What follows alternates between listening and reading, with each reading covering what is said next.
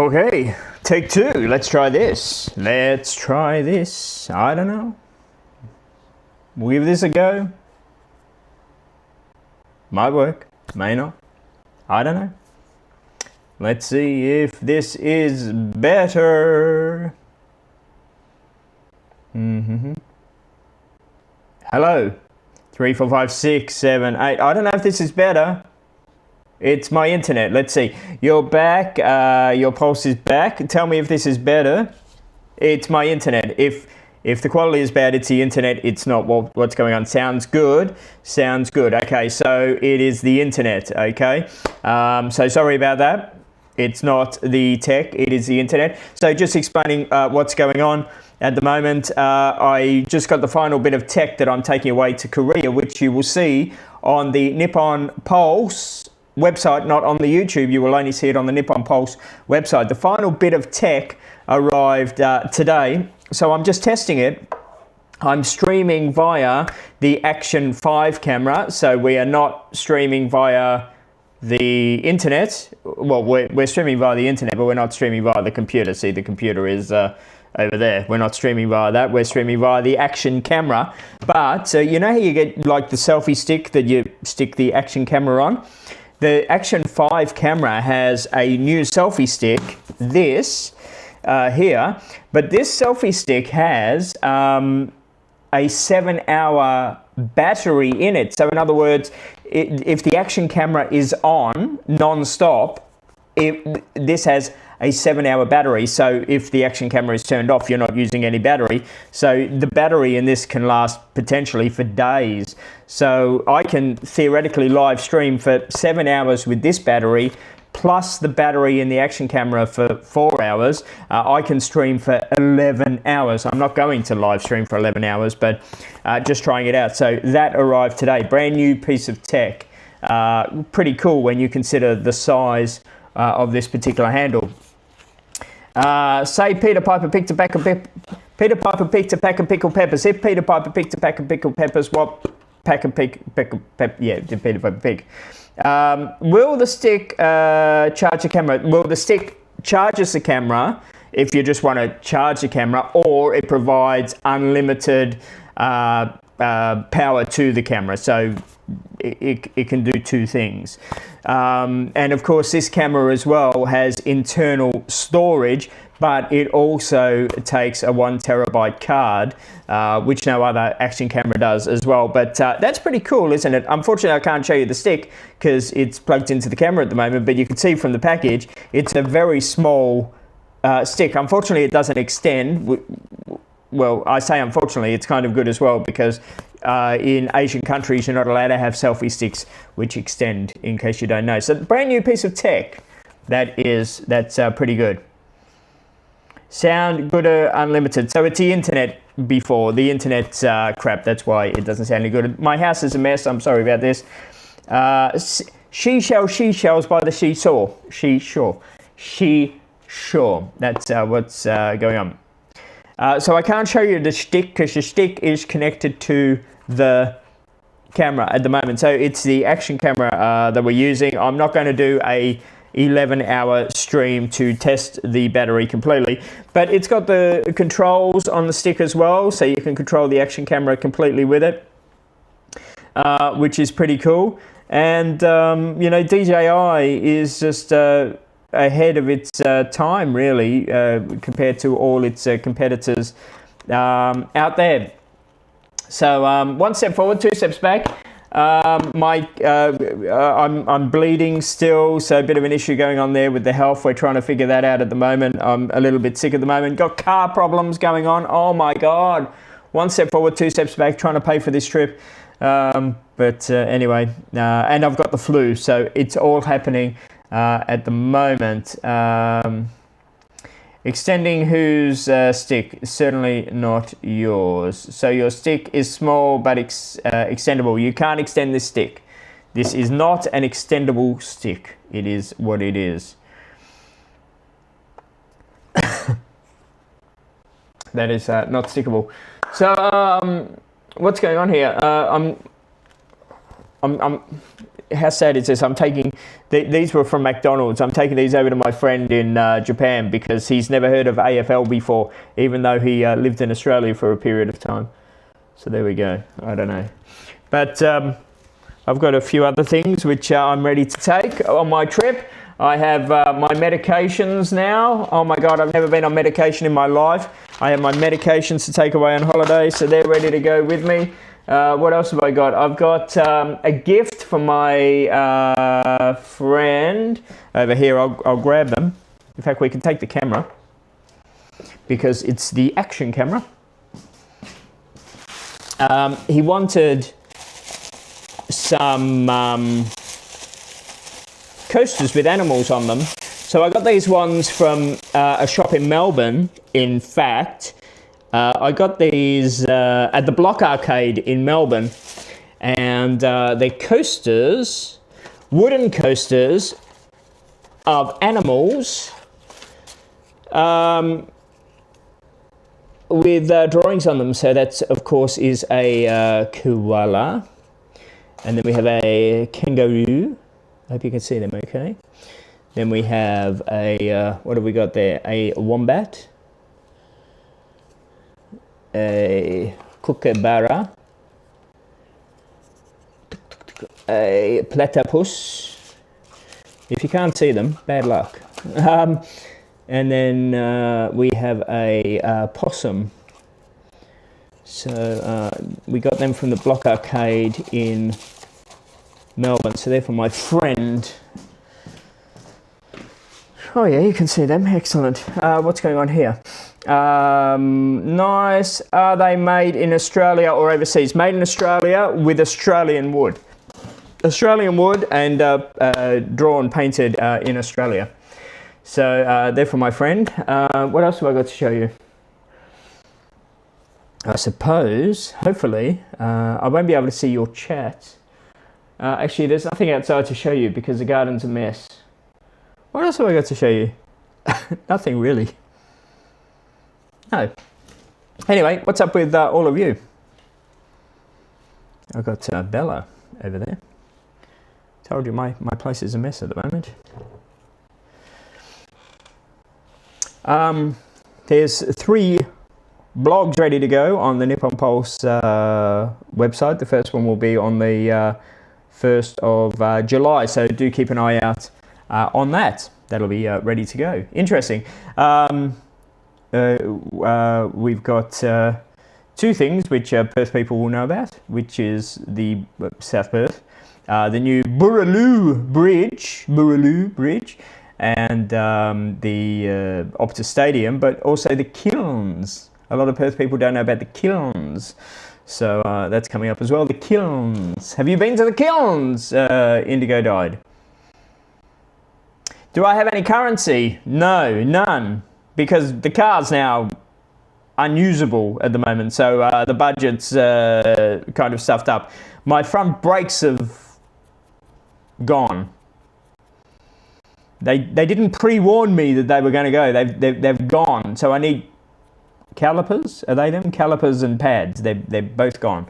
So that's going to be $600, throwing my budget right out. Thank you very much. The car is kind of like unusable until I get them fixed, and I can't get that fixed till Monday. You're in Cairns defrosting. Oh, you are so lucky. It is so cold in Perth. It is ridiculous. It is ridiculously cold in Perth. How is the audio, by the way? Because I'm using this little microphone here. Do let us know what's going on. And I'm only streaming at, what's the picture quality like? Because I'm only streaming at 400p. 400p. That's all I'm streaming at, 400p. 400p.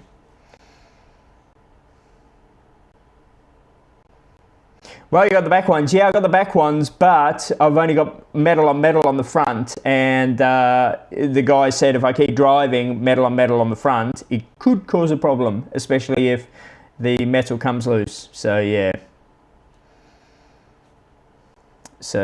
Unfortunately. So, you know, when I press the brake pads, it's just one hell of a grinding noise. So it's a bit of an issue.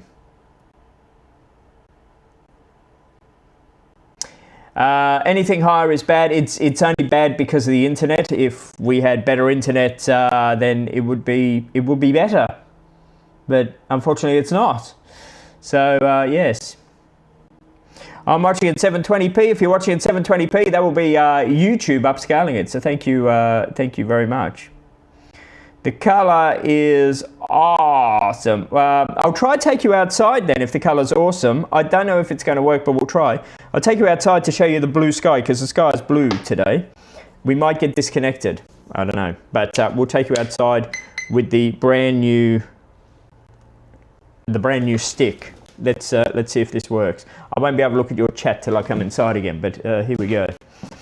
Bum, bum, bum, bum, bum. What have I got to show you in here? Absolutely nothing. No, nothing. Here we go. My garden is an absolute mess. I'm not even going to show you the majority of the garden, but look at the sky today.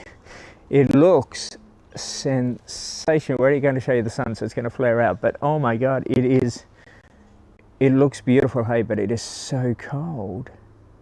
And that's my brand new fence, because my fence came down in the storm. I can show you this part of the garden because this is a mess, but you know, this bit is definitely not maintained. But I don't need to maintain this. The landlord doesn't require me to.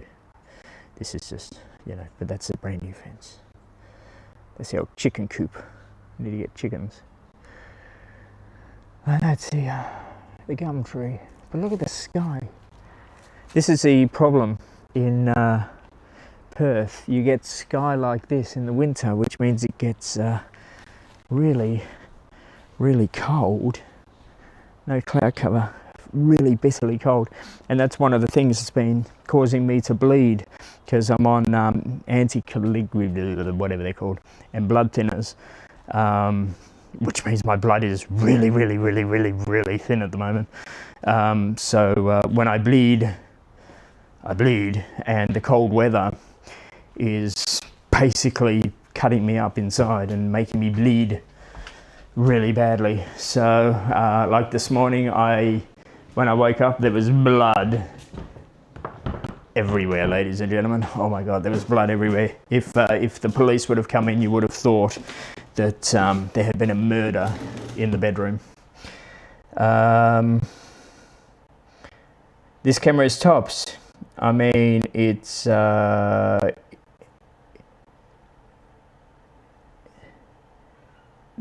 color is pale.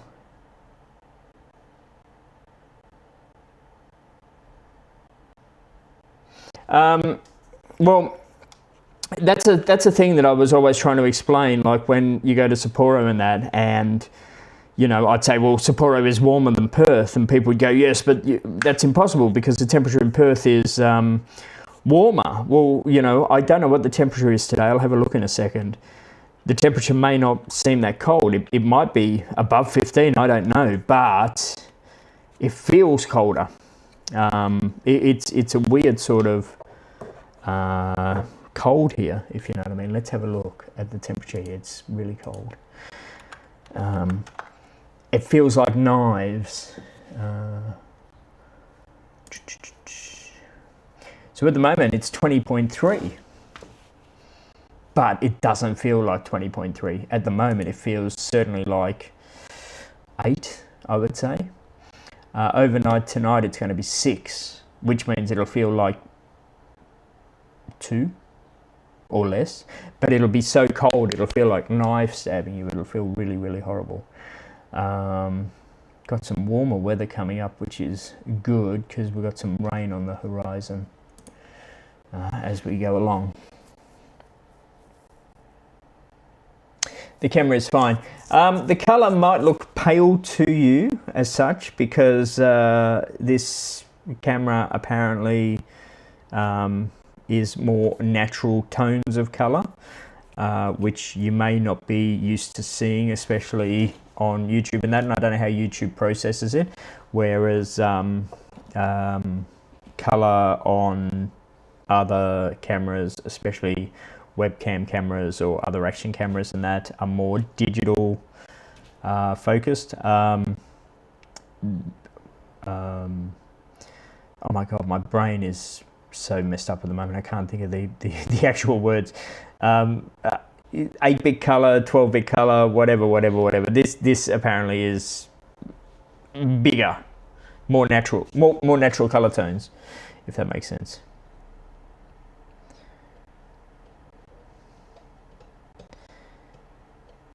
Sydney has been cold, but normal. Hello, corn man. And I got a bit of a flu thing going on here as well. So yeah, it's kind of all happening. So the only other thing I have to buy before I go away is I guess I got to buy some summer shirts because I have no summer shirts. I don't know. I'll buy Victor a Perth shirt. I think I'll buy Victor a Perth shirt. I might buy him some kangaroo testicles. You know, the kangaroo testicle bottle opener thing. I think that's a very good gift to buy a religious person. But apart from that, that's about it really. Yeah, as forever, I'll be going over there on a tight budget, but that's okay. I'll just really be buying food. 120 bit color, is it? Yeah. 32-bit, 64-bit, 120-bit color. Yeah, there was something about this camera though, Mockster, that it does something different with the color. I've forgotten what it is. It's a Action 5, DJI Action 5. Especially when you're in D-Log, the D-Log color profile is bigger or something, or I don't understand it. I don't know. The good thing about this as well, when you live stream with this camera, which you haven't been able to do with the other cameras, is you can put it on rock steady or horizon steady or all that sort of stuff, which I haven't done that either. But you can. So this is a pretty cool camera. But this stick is a game changer. So you don't have to carry around all those bloody stupid batteries and chargers and cables and all that sort of crap. Just this, which is fantastic. Took forever to get here though, thanks to Australia Post. But how cool is that? Wasn't cheap though, gotta say. Wasn't cheap. But anyway. It is what it is. Anyway, what are you all up to today?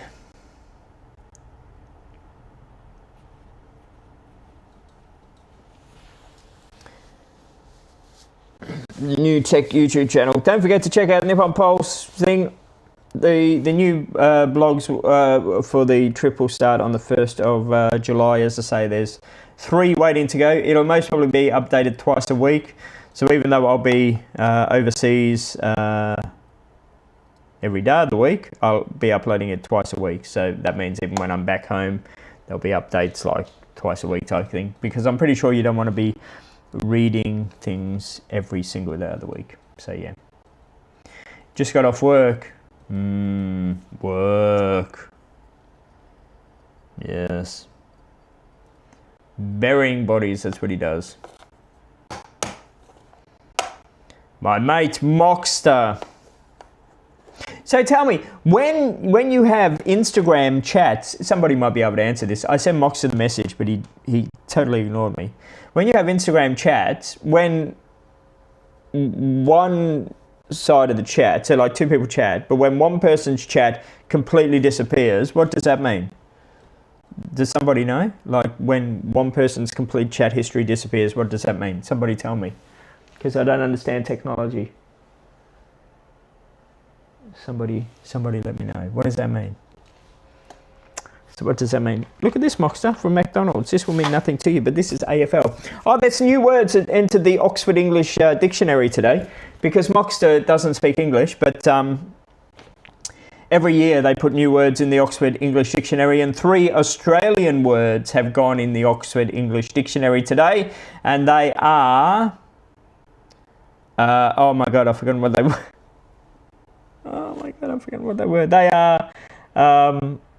I know one of them, spew. I'm so pleased that got in there. Spew. S-P-E-W, spew. That's just a classic. Goon and goon bag. I think they are 3 great words to have gone in the Oxford English Dictionary. Many times I've had a goon bag and a spew. I've got to say. Blocked, I think. That's interesting. Yeah, blocked. Wow, interesting. Okay, yeah. Goon. So, in fact, you get on the goon, you have a spew, and then you go for a sleep on a goon bag. That's usually what happens. Goon bag. Interesting. Their account deleted. Interesting.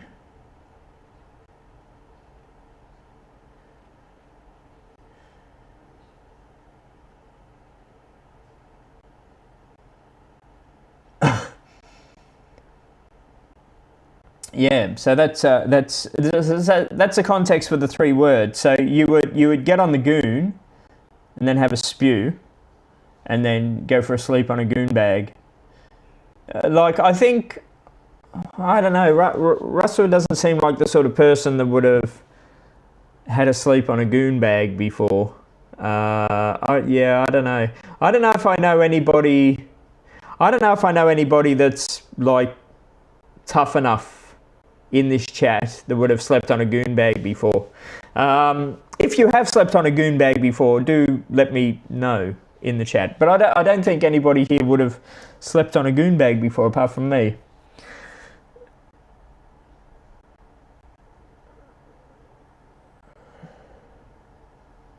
You've slept on a goon bag before? Okay. So for Mockster, which Mockster may not know, a goon bag or a goon is a casked wine. So the wine that you get in the box and the bag inside the box, that bag is called a goon. That's what it is. So basically we take the bag out of the box. Who needs the box? The bag is the goon. And basically you walk around with just the bag and you goon. So that's the goon. And then once you've drunk the wine out of it, you know, the cheap wine, you have a spew, because that's what you do. And then when you want to have a sleep, you blow the bag up, which you do, you know, and then you sleep on the goon bag. That's what we do. Yeah, box wine. Yeah, very good. So that's what it is. So I've done that many times throughout my life, which I can't now because I'm not allowed to drink. And my housemate reminded me of something today, because I booked one place I booked on my trip. I booked because of the onsen, and he said to me this afternoon, he said, "You're not allowed to go in onsens." And it's like, oh, I totally forgot about that. At the moment, I'm not allowed to go in onsens. Oh my God. Anyway.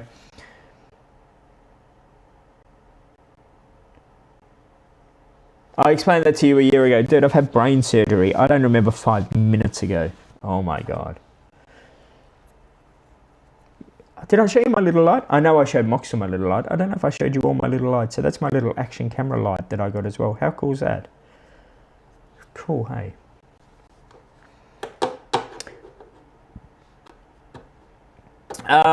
Okay. I have nothing to say, nothing to show you. I literally just wanted to try out my stick. My stick. I can control the camera with my stick as well. I don't want to be pressing any buttons at the moment. It might disconnect us. But I'm glad it's working.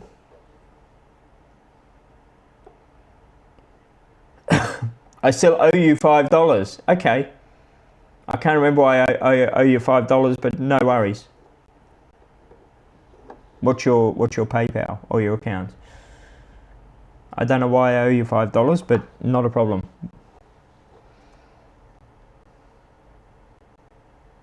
You saw the light, okay. 6 years that we've known each other. Really?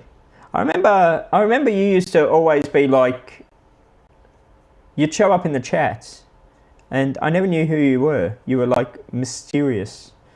And I wasn't sure if you were just like just a random troublemaker or not, which you are, you're a troublemaker, but yeah.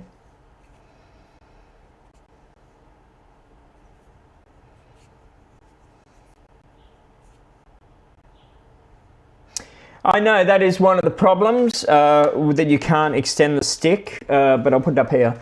But in saying that, you're not, I don't know if you know, but you're actually not allowed to have an extendable selfie stick in Japan. I don't know if you know that. You're not allowed to have an extendable selfie stick in Korea. So in case you don't know that, you're not allowed to have an extendable selfie stick in Japan or Korea, in case you never knew that. So there we go. You may not have not known that. But now you know that you are not allowed to have an extendable selfie stick in those two countries.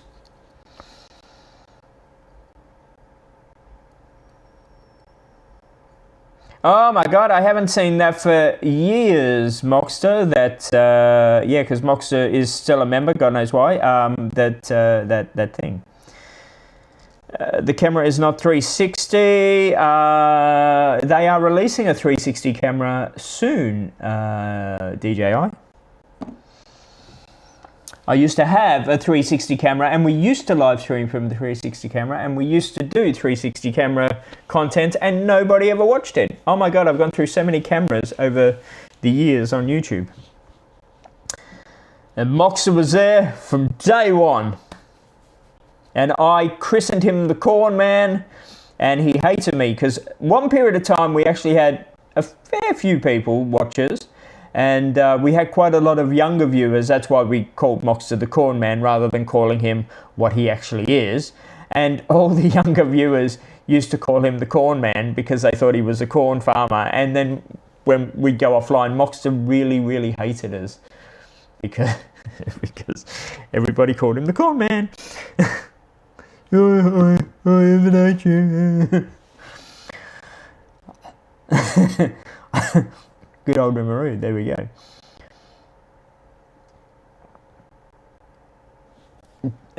Dickie Nee wouldn't be able to go to the country. No.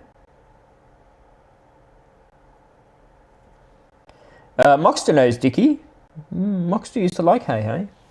He was a Hey Hey fan. Weren't you, Moxter? Moxter likes a little bit of Dickie. Moxter would message me all the time and go, Mark, isn't it about time we had a little bit of Dickie? That's what he would say.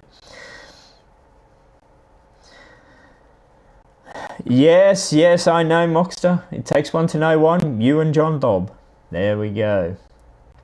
Two real... Anyway. Moxter loves the John Dobb. As does Russell. Ladies and gentlemen, Russell, the latest member of the John Dobb squad. Russell messaged me last night and said, I love the John Dobb so much, I am now a member of the John Dobb community. Good on you, mate. Good on you. He said, I've always wanted to be a John Dobber. He said, ever since I contributed to the Firework Fund and gave money so that he could get a brand new iPhone 13, 14 and 15 and supported him through his court case after he murdered that autistic child that went into his house. But anyway, that's another story.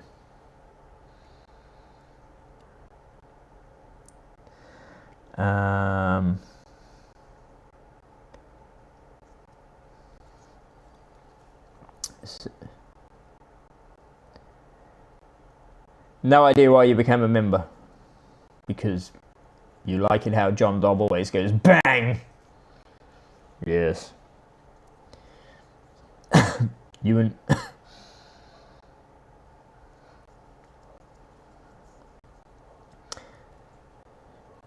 yeah, we were saying the other day, Moxer, the COVID times when we did the Saturday thing with Hey Hey It's Saturday and all that sort of stuff, it was actually quite fun in a way, wasn't it? And there was you and Roderick and a bunch of other people and that when we did that Saturday thing with the chat and the quiz and all that sort of stuff. It was actually quite fun. And then remember when like the whole world started to become out of lockdown and sort of like as each country became out of lockdown, less people started to show up on Saturday and less and less and less, and we kind of like moved it. What did we move? We moved it to Discord or something. We moved it somewhere else, and it's sort of like, yeah. But it was fun at one stage. At one stage it was pretty good.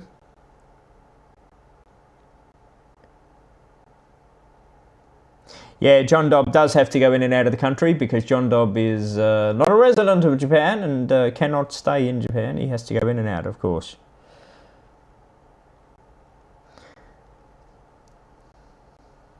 John Dobb steals money. Yes. He's a good man. He's very, very good. Yes. You need to know about you speak to John Dobb. Thank you very much. Thank you very much. Moxter's mates. We love the Dobb. We love the John Dobb. We do. We love the peso.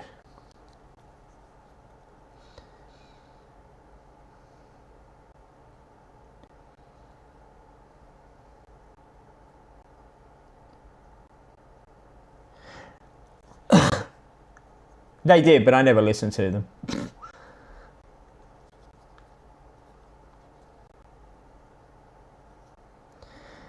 Yeah, like the lockdown shows that we did, like they took a lot of work to put together. They actually did. Like the quizzing that we did, because it was like green screen stuff and everything, and that it actually took quite a lot. Because at one stage, we were doing a show every night. So you'd have to like record a quiz every day, and then the answers, and then all the other stuff as well. It was yeah.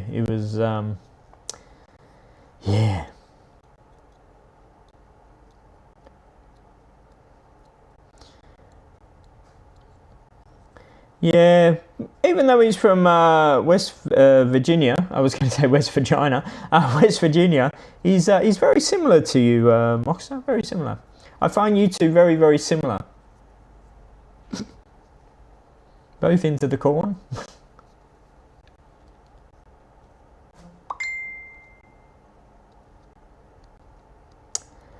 No, you've got a really good memory. Because I never bought a blender, because everybody dropped off. Moxter gave me a challenge of getting a McDonald's meal, 3-course meal, and putting it all in a blender and drinking it, which I thought would never have been that bad, really. I thought it would have been all right. We never got around to doing it. Actually, we should do it sometime. Yeah, kill me off, why don't you? I still don't have a blender, though. Wouldn't be that bad. It like dropped off really, really quick, though, didn't it? Like 1 minute everybody was there, and the next minute everyone had gone. Actually, you know who showed up the other day, Moxter? Remember Ton or Tony? He like just randomly showed up the other day in the chat. NipponPulse.org, that's where you need to be going, ladies and gentlemen, because our trip is not going to be on YouTube. Our trip is on NipponPulse.org. And there are 3 things ready to go. They're there. They're uploaded. You can't see them yet, but they're there. They're dated and scheduled for you to see. So you need to have NipponPulse.org ready to go.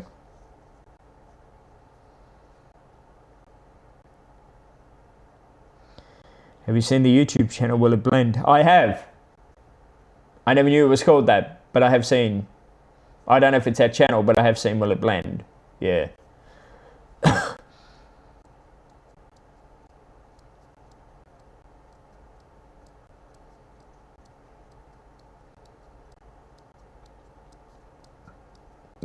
Yeah.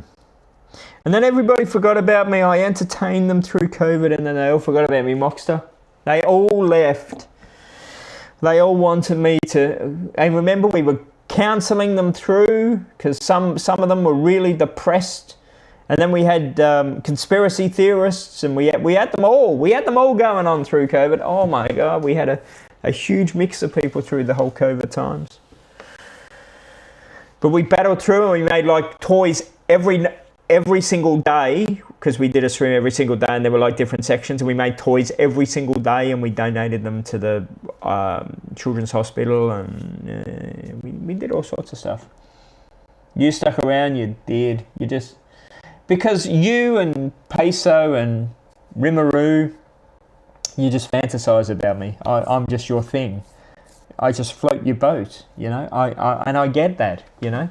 Like, you know, a lot of you people may not know this, but I made a fake OnlyFans account with no content on there, just a fake OnlyFans account, just to see how much these people love me. And Peso and Rimuru went running over there, and, you know, I know Moxter would have gone in the back door as well, but, you know.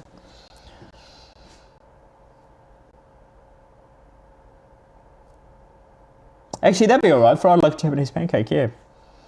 You love Peso? I don't think so. Trevor, the conspiracy guy, yeah.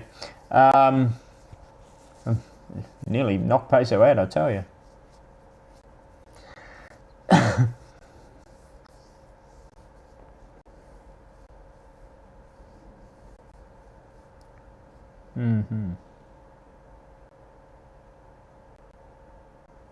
Yeah, whatever, Moxter.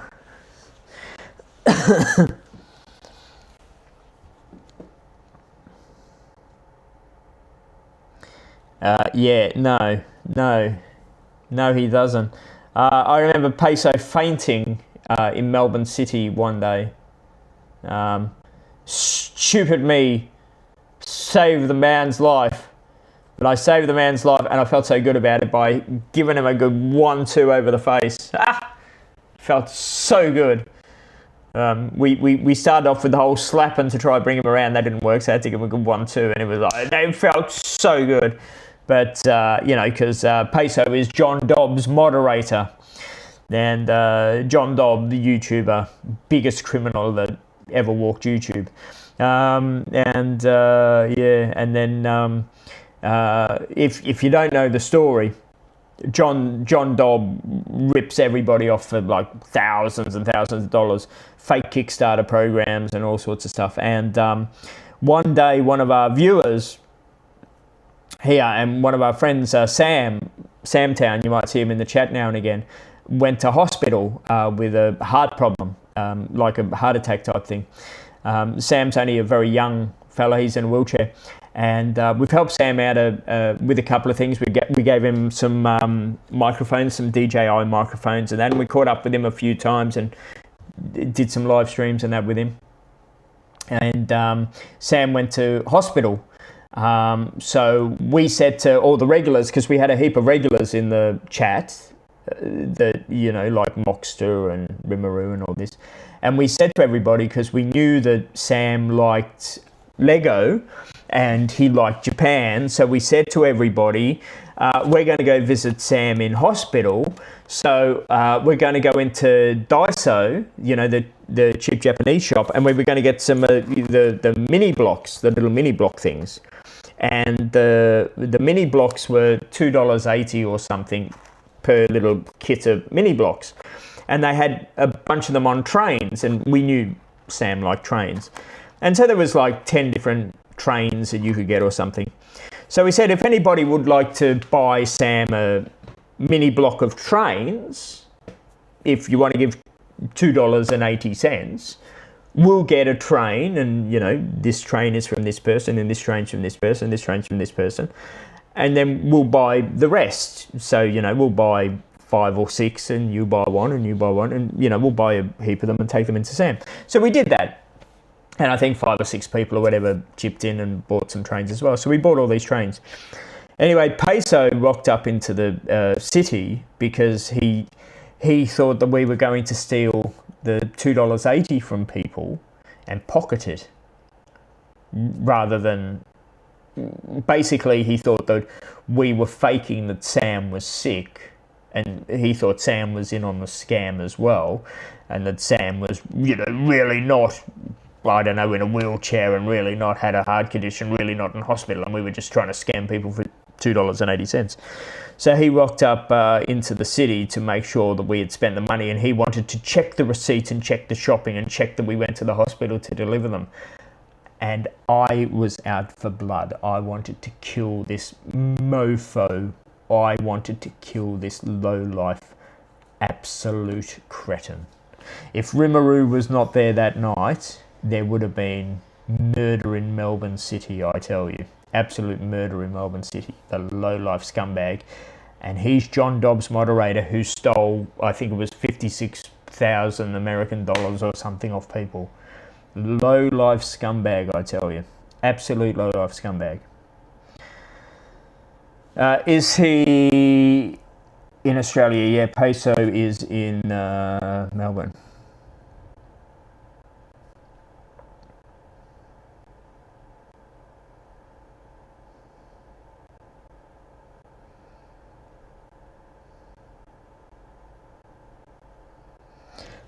So, you know, absolute scumbag. And the thing is, like, we even, you know, we even helped Peso out with his like fundraising efforts and everything in Melbourne as well, because he did a fundraiser for, I don't know, it was some charity or something and that over there, you know. So he was, yeah. He was a typical John Dobb moderator, supporter, scumbag. He was, you know, and as I say, like in with John Dobb and everything. Scumbag. So anyway, Sam was in hospital. Sam got all his model trains. Sam was greatly appreciative. Sam thanked everybody. Sam made all his trains. Sam took a photo of the train. Sam showed everybody all the trains that he made, and yeah, so yeah. But I just couldn't believe it. I absolutely couldn't believe it. You know, could not believe it. And yet he did all the back work and everything for John Dobb for his scams, like set up the websites and set up the Kickstarters and you know, all this sort of stuff to like rip people off all this money.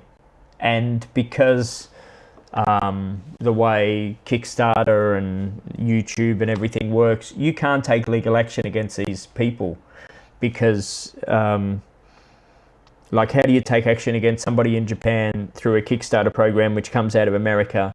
And like, it's just totally impossible to catch these scammers, or to take action against these scammers. It's just awful.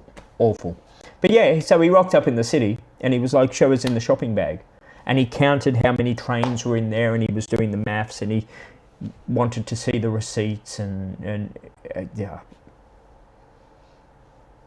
Anyway, he sounds like a nice guy. Absolute scumbag. Absolute just piece of proverbial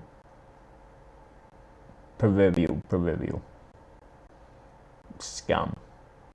But anyone associated with John Dobb is just scum. I mean, how many years in a row has John Dobb lost? No, the postal system in Japan. How many years in a row has the postal system in Japan lost John Dobb's mobile phone? Lost John Dobb's mobile phone. Here he is, Sam. Here he is, Sam. And Sam, remember Sam when we bought you the mini blocks? Everybody bought you the mini blocks when you were in hospital. So, you know,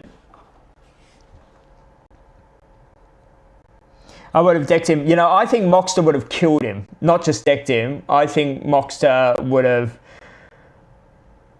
Well, as I say, if Rimuru wasn't there that night, there would have been death in Melbourne City. Yeah. Yeah,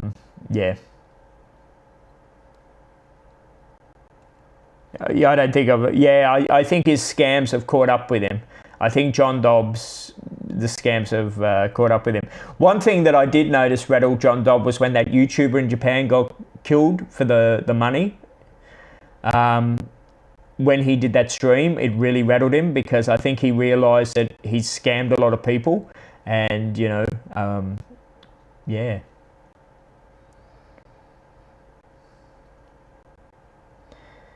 Because John Dobb scammed a lot of people.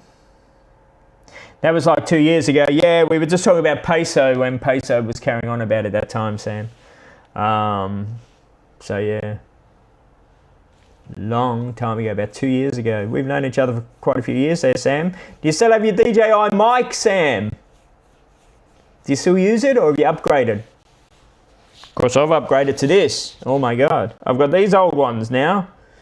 Remember, I bought these brand new. Oh my God. These are, I don't know what to do with these ones now. I don't need these ones anymore. Do you need to upgrade, Sam, to my old mics?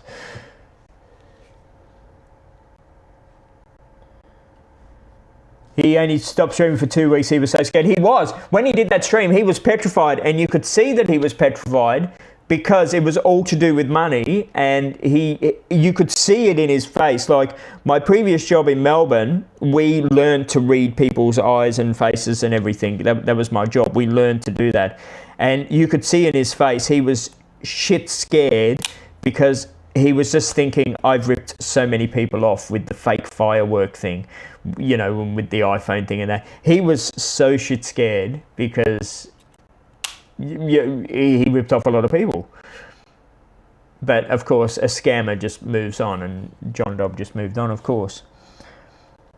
You still use the DJI mic? Oh, excellent. Good stuff. Excellent. Excellent, Sammy. A train in Perth caught on fire today, Sam.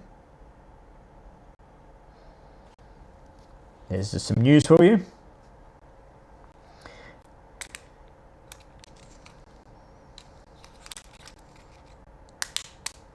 So, when he spoke to his wife, John Dobb, and said, should we try rip off more people for some more money? She said, can I? Ha! Get it? Ha! Moxter will get it. Can I? Can I? His wife's name's Can I? Anyway. Yeah. But anyway, we're not concerned about him anymore. I still I still one day hopefully want to run into. Every time I'm in Japan, I do try and run into him live. I know Misha was last time I was over there. You was trying to find out where he was for me to run into him, and that there's been a few close calls.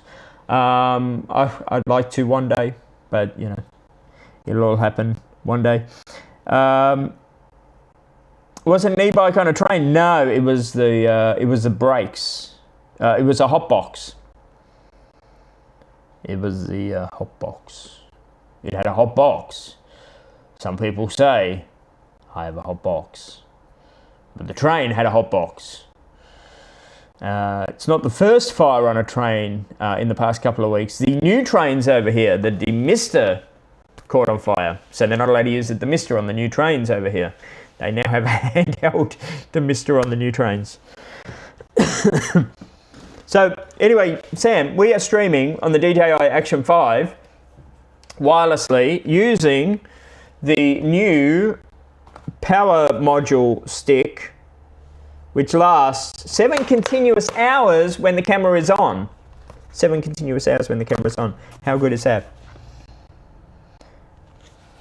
Yeah, because see, like, I'm, like, not chicken to walk up to him in the nicest possible way and go, hey, John, how are you, mate? Look, just wondering about those fireworks. Couple of little questions we want to ask you and your viewers. You know. But yeah, I'm not going out of my way to run around after him anymore. I did once. Once I was like 30 seconds away from literally catching him. I got a tip where he was and I went for it. And I ran and I ran and I ran and I ran and I ran and I ran, and I don't know, I think he got tipped off because just before I got there, he went offline just randomly and bang, he was gone. Missed him by that much. Anyway, I need to put the kettle on. Let me put the kettle on. I'm getting a bit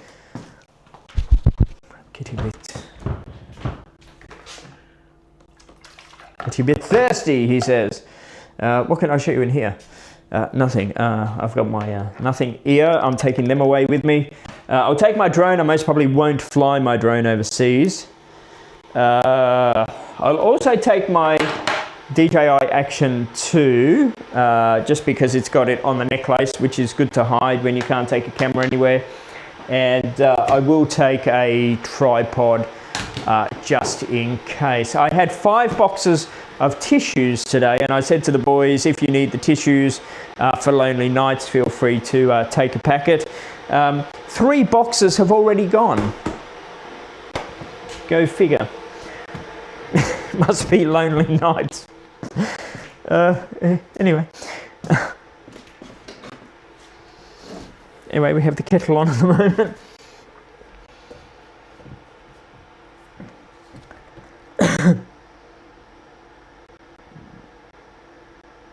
If it wasn't for JD, it wouldn't be introduced to you, so JD's got more to answer for. Bastard.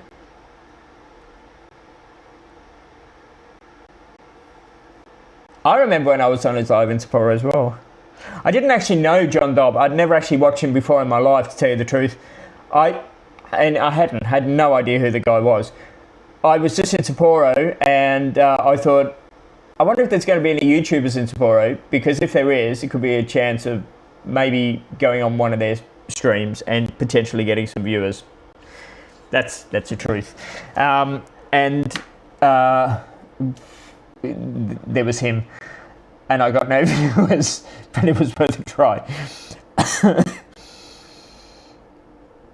Yeah, way back in the day, yeah.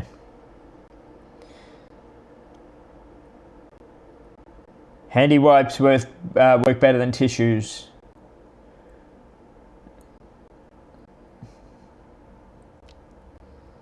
There is a cheap shop near me called JD Variety. I thought you were going to say there's a cheap shop near you that sell wipes. They're called JD Wipes. Yeah. Handy wipes work better. Why are we having this? Mm. Mm.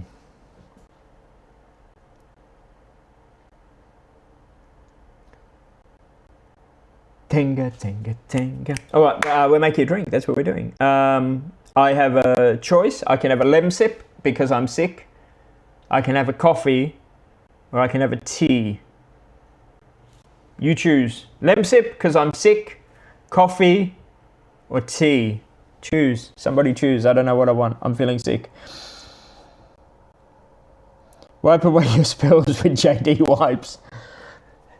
Hey, and Peso goes, yes. COVID wipes.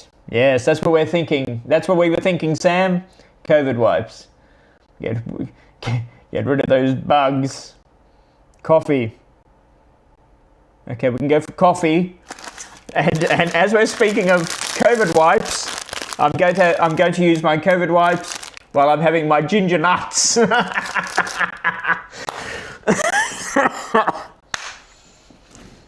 I'm going to dip. I'll make my coffee and shove my ginger nuts in my. Oh my! Oh my God! Lemon sip. I could have a lemon sip with my coffee. I'll start with the coffee because then I can dip my nuts in it, my ginger nuts, and then I'll go for a lemon sip. That's what I'll do. All right, that's what we'll do. Do you like? I've always loved dipping my nuts in, my ginger nuts in.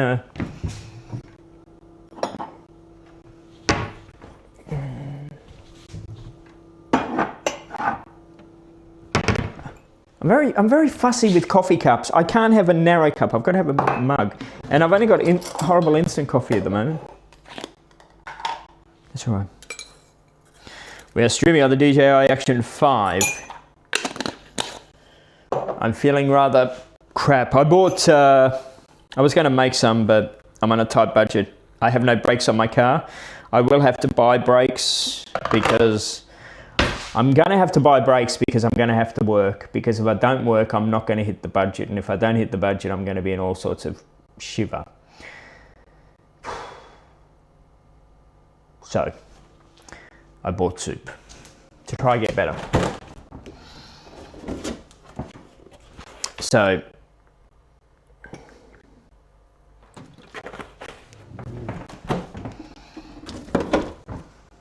they can't fix my brakes till Monday.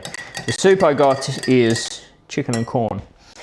which it's just from Woolworths, but I know it's not as good as homemade soup because, you know, these soups and that from the shops, they're mainly full of salts and all that sort of stuff. But I guess it's better than nothing. It is what it is. Anyway. All right, let's put you back up there. Oh, let's tilt this down. We're on the Action 5. Let's dip my nuts in the drink. I love ginger, yes. You never share your ginger nuts when I was there. Well, I never had ginger nuts when I was there. And there's no way my ginger nuts are going in your mouth. Instant coffee is no good. That's all I got at the moment. We're on a tight budget. Ivan is here, although Lemsips is disgusting. I love Lemsips. Love Lemsips. But I have to be careful what I take at the moment because I'm on some serious medication. Just like Melbourne buses. What? My ginger nuts on Melbourne buses. Lemsips is so bad. I love Lemsips. I'm feeling real shit, Ivan. But I think I have a bit of the flu, I think. But thank you for asking. How are you, Ivan? I'm dipping my nuts in. My nuts will be nice and warm. The question is, once you've dipped your nuts in, do you suck on your nuts or do you chew them? I must admit I like to suck on my nuts. I think the flavour is more intensive if you suck on your nuts.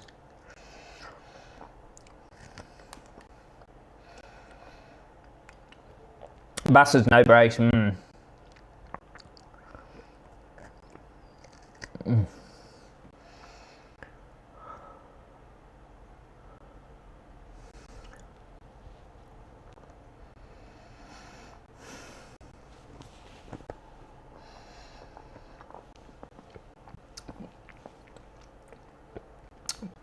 How many ginger nuts can you do in one sitting? Before you get reflux.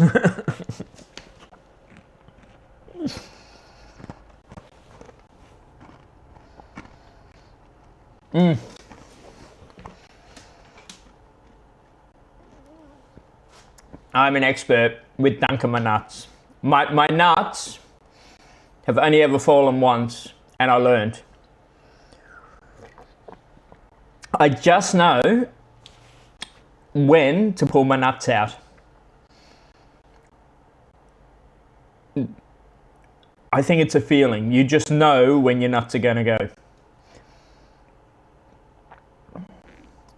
Vicks Vapor Drops are really good.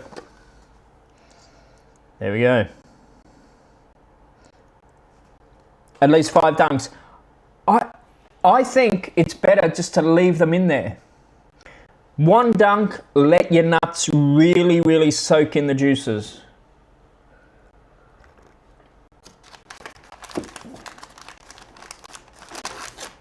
Like, you get your nut and just leave it in there.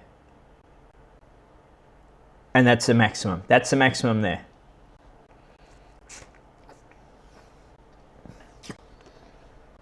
And suck.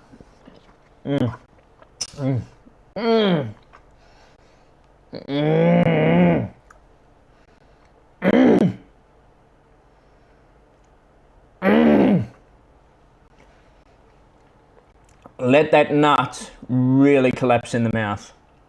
All that juice come out of it.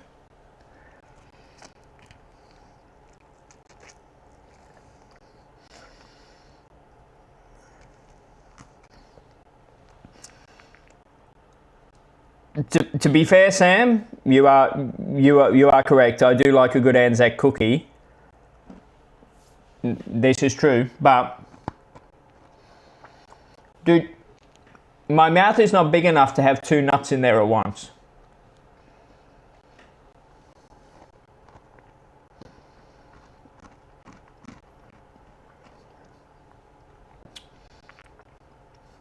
I mean,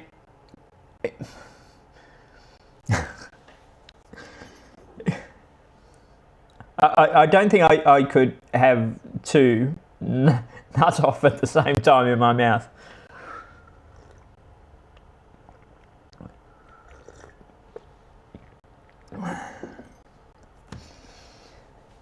When was the last time you had a nut off in your anyway?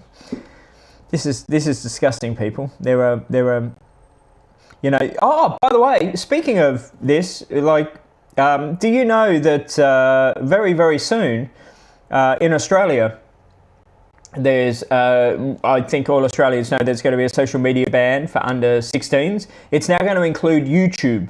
The government has now decided, this week, that it's also going to include YouTube from the 1st of, is it the 1st of July, or was it a little bit later? So YouTube is also going to be completely banned and blocked from 16 and unders very, very soon. And it could be because there's content like this online where people are talking about dunking their ginger nuts in the coffee.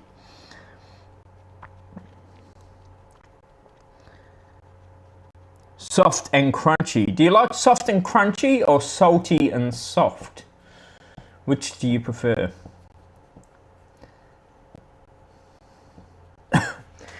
The funny thing is, Moxter's mum's most probably walking past his room and hearing this really old man going, "Oh, I'm dunking my ginger nuts in my drink, and oh, it's so tasty. Oh, I suck on those ginger nuts." Okay, one more. I can't have any more, otherwise I'm going to have a sugar rush and my nose is going to bleed. Hello, Super. Thanks for asking. Here we go. Super, I'm dunking my nuts.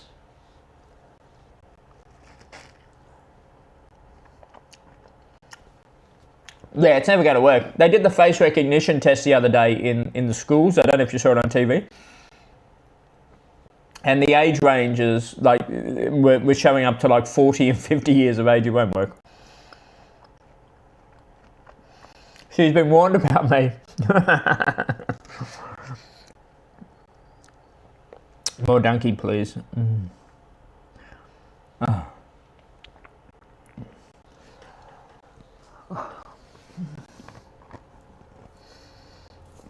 I can do no more.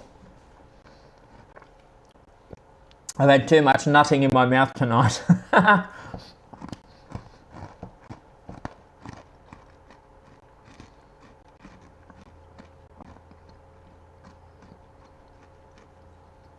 You can dip a corn in the coffee and it won't break. Oh my God.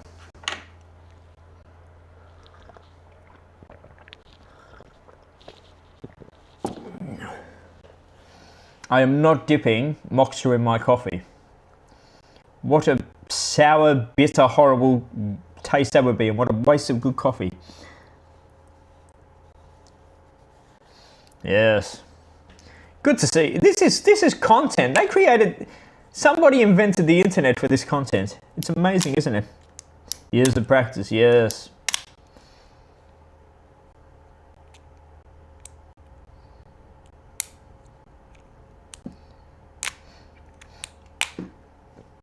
I might start going, look like you've been eating too many chips. Oh, I tell you, I don't feel like eating anything, to tell you the truth. I feel really, really, really nauseous. I'm hoping it's a flu. I'm hoping it's not the side effects of my medication. Just 2 weeks to go. I've got to start feeling well. Hopefully soon. Yeah, Mum's going okay. Nutty as a fruit loaf, but yeah, she's going okay. Next time I would I will dunk two. I can't eat anymore. I'll get acid reflux, and I'm feeling a bit at the moment. I'm feeling a bit ordinary, but next time I will dunk two of my nuts in at the same time. That I will.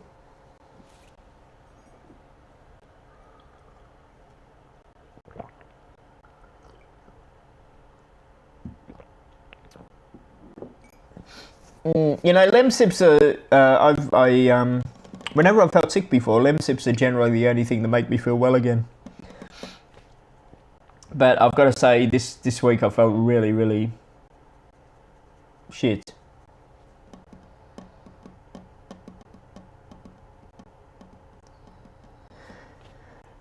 She's older than 80. She's 80, I don't know, 80 something. She's, yeah.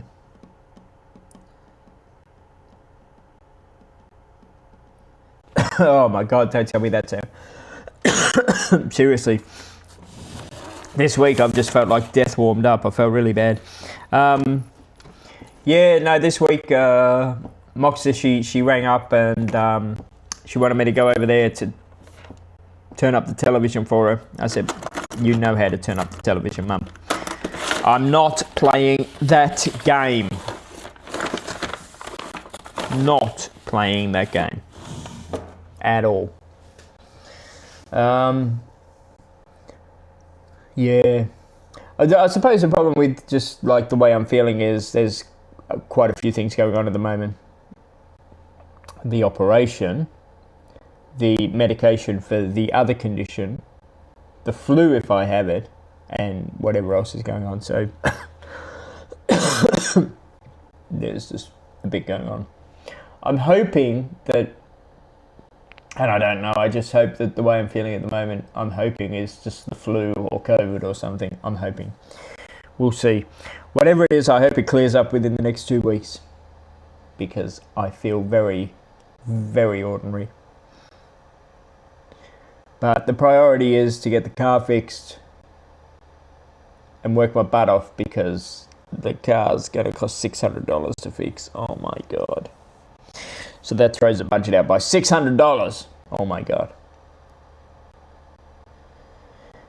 It will take you 6 months to feel normal. Well, the aneurysm operation, I should have felt normal pretty much straight away. So assuming that the bleeding is not caused by the aneurysm operation and there's no problems with the stuff and that they put in the brain, let's take that out of the equation. I'm guessing that's okay.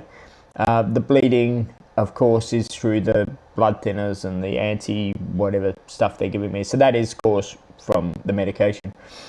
But in saying that's caused from the medication, if I have the flu or whatever, that could be causing it to bleed as well. So let's take that out of the equation. I think I have the flu or COVID. I don't know. I think that's what's making me feel sick at the moment. Anyway, we'll see what happens. I don't know.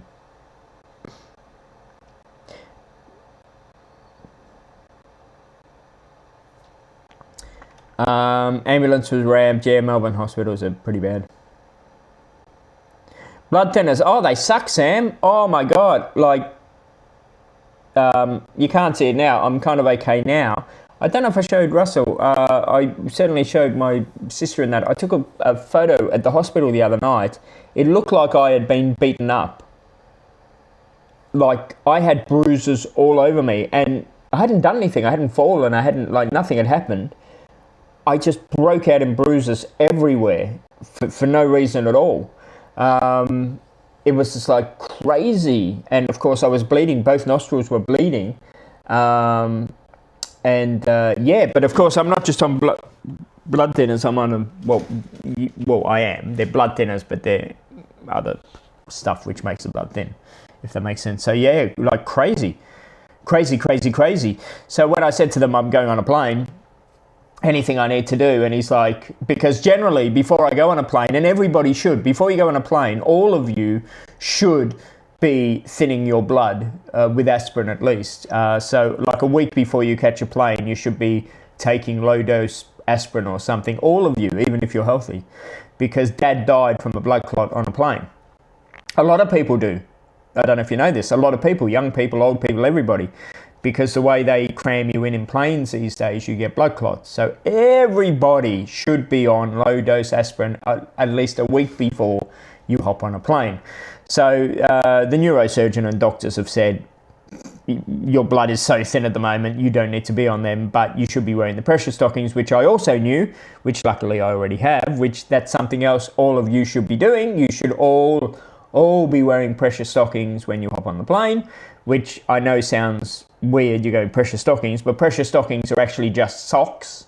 They're just socks. They're not stockings that come up. They're just socks that come up to your, or below your knee. You buy them at like Kmart or thrift shops and that. They're just tighter socks. You should all be wearing them. So, I'm hoping that'll be okay.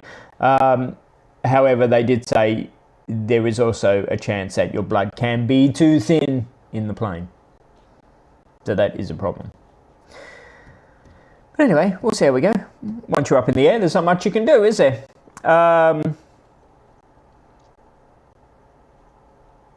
If you lived with your mum, you'd be rich. No, because we would have murdered each other. We'd both be dead. Too many people are using ambulance as taxi services. But, you know, true, but ambulances are there to be used. And if the hospital is in a not a dismal state, the ambulance would not be ramping. At the end of the day, if the hospitals were well maintained and there was nurses and doctors and rooms and everything, the ambulance would simply just drop people off and go and pick somebody else up. They wouldn't ramp. Dunk more ginger nuts, you'll be fine. No, I can't have any more sugar at the moment, otherwise my blood will definitely be pouring. Of course, I can't drink alcohol ever again. Either. Pensioners get free ambulance, that's why. Yeah, so again, like, ramping has nothing to do with the ambulance service. An ambulance can pick up, drop off, pick up, drop off, pick up, drop off, pick up, drop off, pick up, drop off. The ramping is the hospital issue, not the ambulance issue. Simply the ambulances can't go and pick you up because the hospital is not taking you in.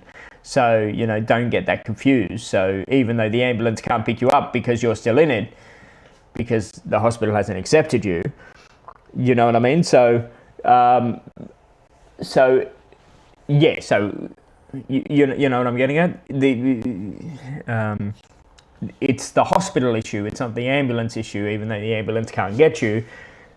It should be able to get you if the hospital was putting you into the system. No more breaking plates? No.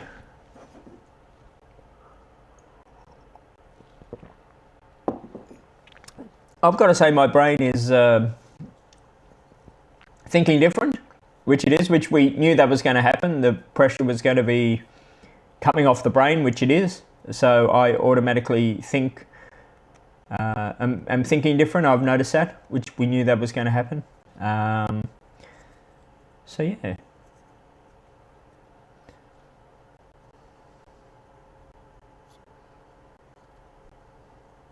No hospital beds are available, people are lying on the floor. And yeah, so, you know, that's where the problem is. So the problem isn't the ambulances. The problem's emptying the ambulances.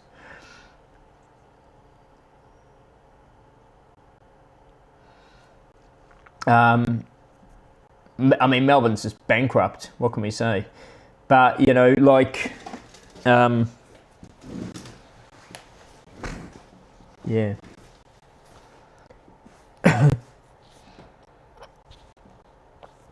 You know what Melbourne needs to do? Melbourne needs to make this is what Melbourne needs to do. And unless you know Melbourne, this will mean nothing to you. Melbourne needs to turn Jeff's Shed, like it did during COVID, it needs to turn Jeff's Shed into a temporary, non-emergency hospital. That's what it needs to do. It needs to, Jeff's Shed's huge, it needs to make it into a 500 temporary bed ER thing, where it can just take non-life-threatening like emergencies in, triage them, do whatever they, you know, in-out type thing. It's got the ramp there that ambulances can go in, drop people off. That's what it needs to do. Turn it into a temporary hospital. Fix the system that way. In that building. Vote for me as Premier. I'll fix it. I'll fix it overnight. That's my fix. Oh, it's disgusting in Melbourne as well, because their priorities are, the government's priorities over there are just absolutely ridiculous. And the amount of money, like, and again, like, unless you've been to Melbourne, you don't understand this. They are broke, they are bankrupt. They've been bankrupt for years. It's crazy. But they spend 5 times the amount on a project for second rate. Like, it's all union driven and mafia driven and everything over there. It's so corrupt. They're building like the metro tunnel thing at the moment. And I saw a video on it the other day. The craftsmanship, the work is so shoddily bad. It's horrendously bad. There's not a straight line in that build. It's the cheapest of cheapest builds. Yet they've paid, I think it was 5 times the price of what Skyrail in Perth cost. Because it's just so corrupt over there. It's crazy. And it's delayed and over budget and all this sort of stuff. Because it's just so crooked. This money should have gone into the hospital system. If they would have paid for the quality of work that they got, that should have cost them nothing. You know what I mean?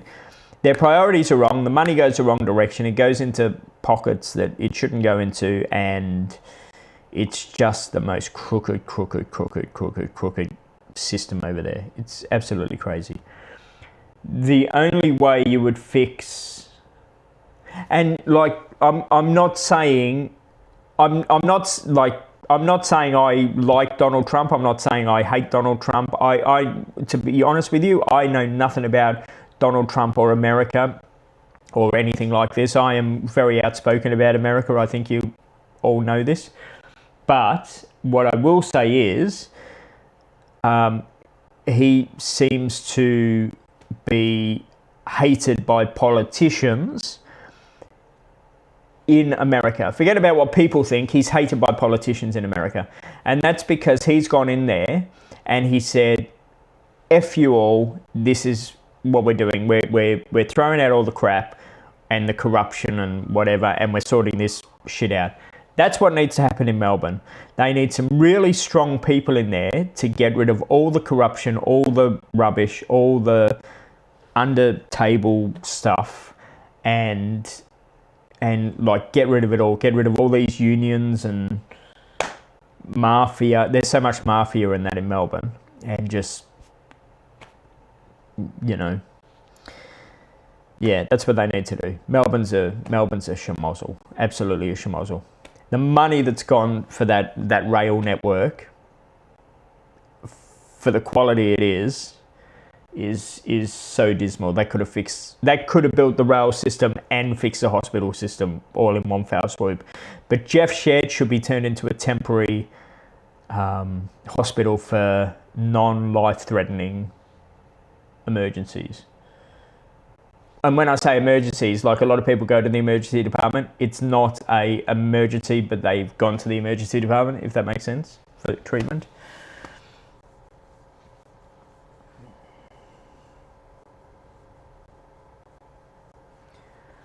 Well, I don't know if I'm bitter since the surgery, but I'm less humorous for people taking the piss out of me. I'm less humorous as such, I would say. Well, I mean, you saw it during COVID. I don't know if you saw it during COVID. I went in Jeff Shed. Jeff Shed's just a great big, in case you're wondering, Jeff Shed's just a great big, massive, empty frigging building in the city of Melbourne. It's massive. And during COVID, they turned it into the place where you could go get your vaccination, your whatever it was. And that's what they need to do. They put up all the blue screens and put in hundreds and hundreds and hundreds of temporary beds and that. That's what they need to do. They need to have 2 hospitals, 1 urgent and 1 not urgent. Exactly, that's what I'm saying. So this Jeff Shed, which is just a great big massive space in the city, they need to turn into a non-urgent hospital.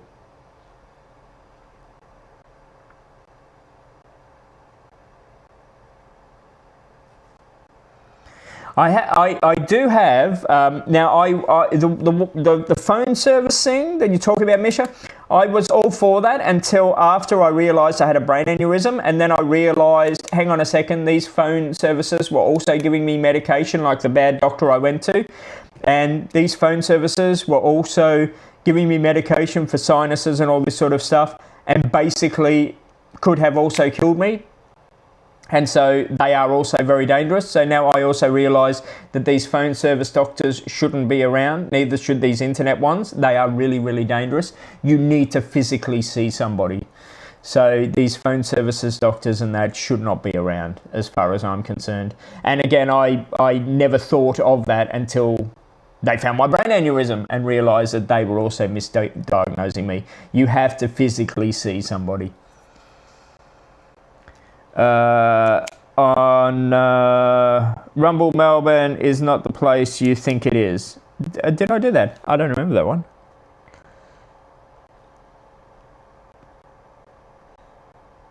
Shake your head. I said you're less bitter now. Oh, did you? Okay.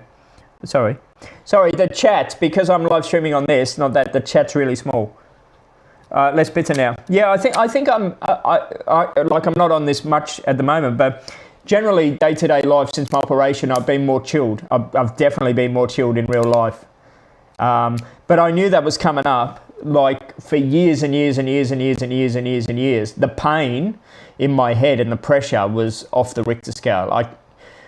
I can't begin to tell you the pain and the pressure that I had 24/7. Well, I think some of you knew that I had pain and pressure 24/7 because I was always complaining about pain and pressure 24/7.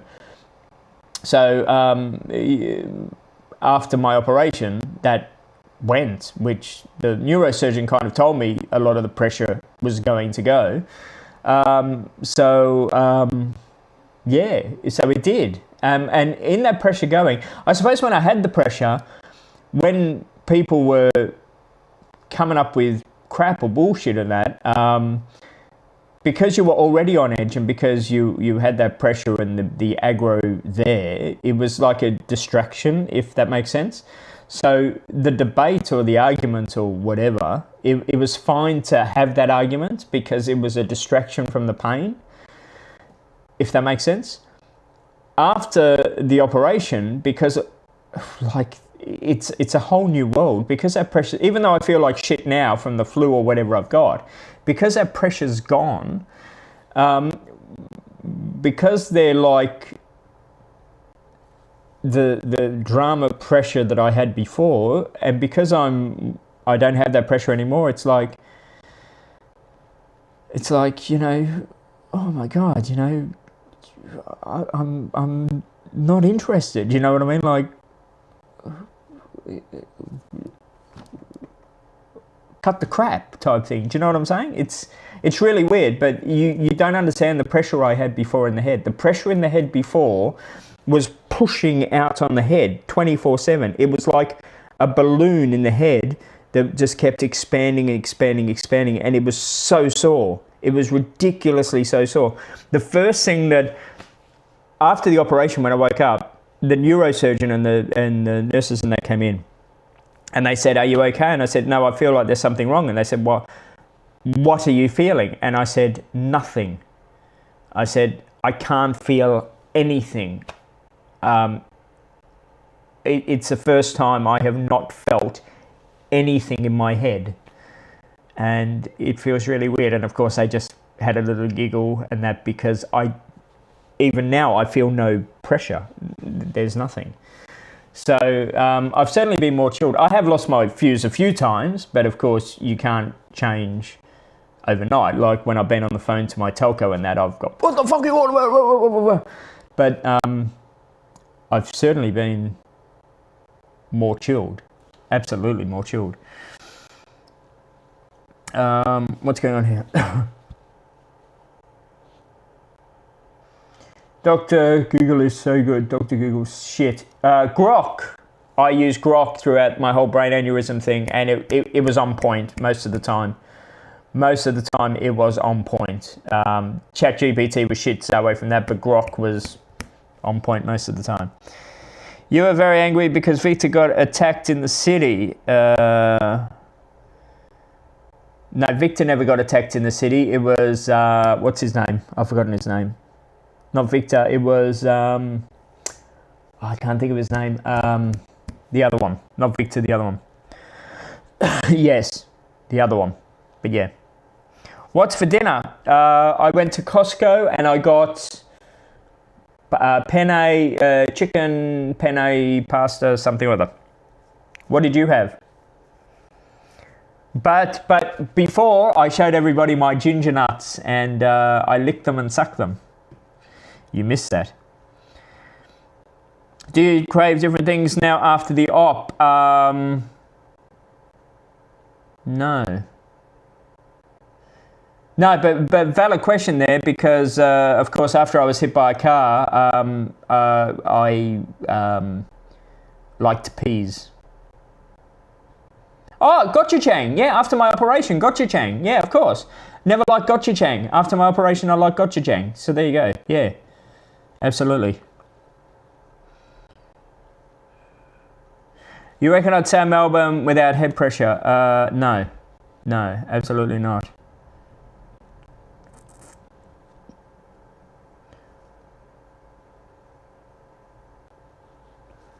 Probably not. He likes Perth too much. No, probably not. Don't like that either.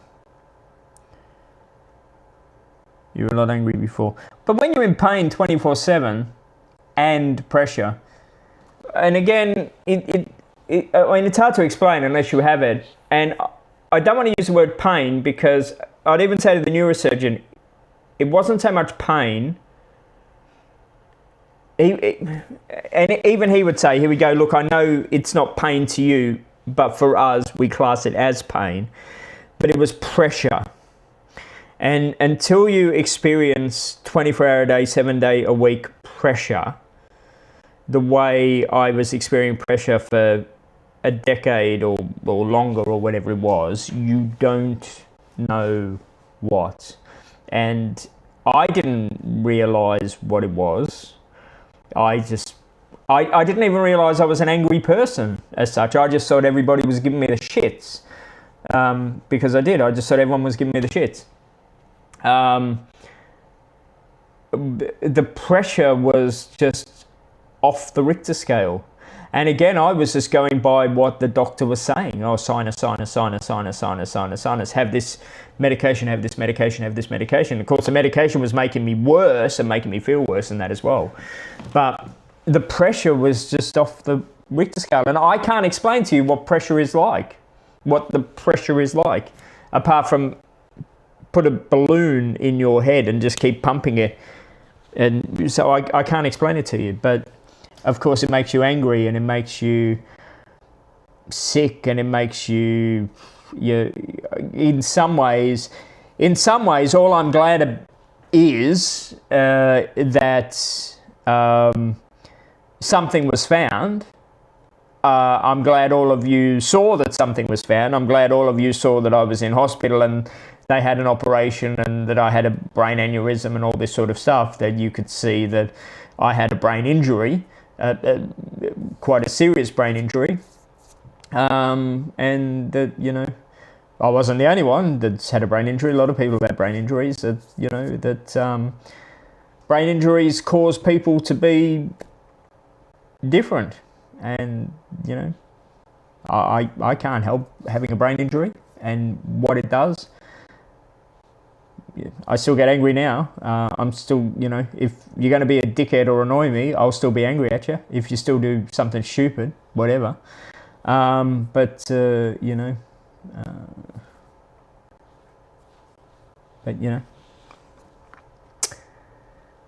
what can I say? I had a brain injury.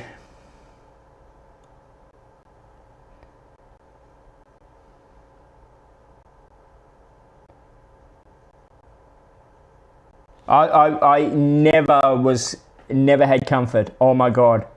24 hours, 7 days a week. I never slept for 10 years, 15 years. Oh my God. I don't know how long. I could never sleep, of course. I could never, even when I laid down or anything, I could never sleep. So very fatigued. Could never sleep. Because of the pressure. Never sleep. All night, just awake and Oh, it would be so crazy. The Frank sensation is fucking fucking.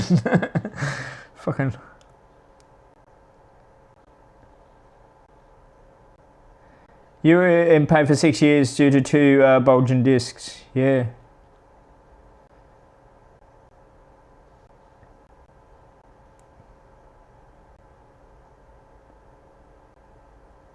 I gave you the shits. I know. Yes. That's the answer you get. Yes.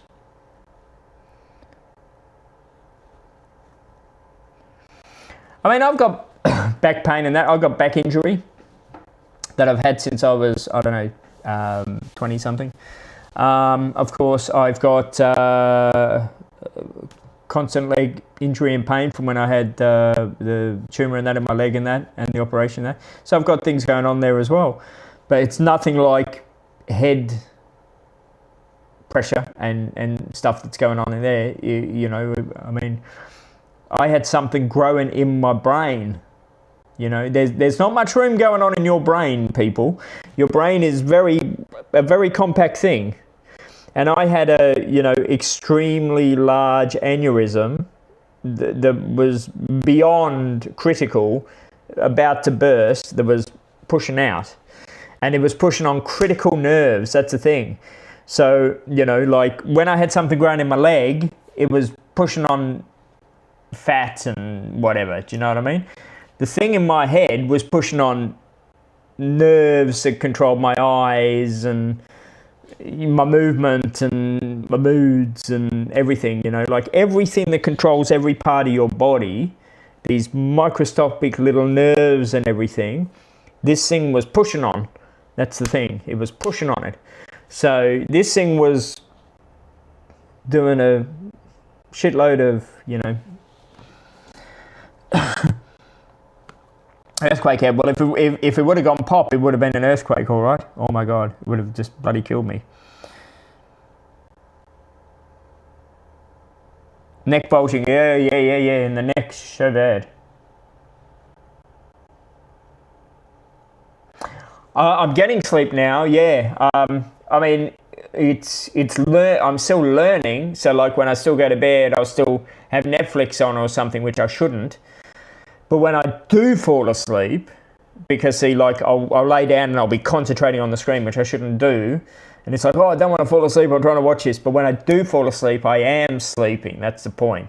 So when I do fall asleep, I will be asleep until I wake up in the morning.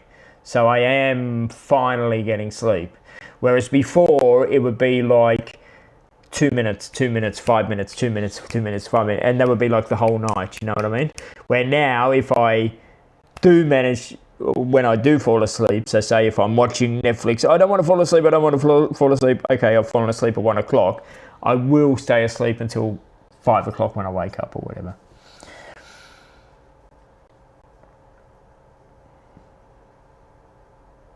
Cortisone injections solved, yeah. But how's your eyes since the surgery? Up and down because of the medication I'm on, the other medication. So when I increase the doses of the other medication, it all goes to pot and my vision goes fucked because of the side effects. And we knew that was going to happen because of the side effects of this medication, unfortunately. Until the body gets used to this other medication. And this other medication is going to play havoc with my brain for quite a period of time. Once my brain gets used to this medication, it's going to be okay. There was a period of about 3 or 4 days before I upgraded the medication, when I was on 75 milligrams, where my brain did get used to this medication when I was on 75 milligrams before I went up to the 100. For that 3 or 4 days, when it got used to that dose, oh, my vision was beautiful. Oh my God, it was beautiful, Moxter. Oh, it was so nice. I had no pain. The vision was fucking excellent. It was really, really nice. And then I upgraded to the 100 milligrams. Bang. It went again blurry and crap and oh my God, it was horrible. So at the moment, it's it's very much like a roller coaster. However, the pain is not there. before behind the eyes, I always had the pain and the pressure behind the eyes. That's completely gone now, which is fantastic. So I had the pressure 24/7 behind the eyes. That's completely gone. Thank God. Oh my God. So, yeah. I mean, my eyes will never be perfect because I have a birth defect with the eyes, but the pain is gone. So once, hopefully I get over this flu, once I'm used to this new dose of the medication, hopefully that blurriness will go. And if it does, I'll still be visually impaired. I'll still be classed as legally blind, but the vision will be better because the pain won't be there. That's the point. The pain won't be there. The pain will be gone.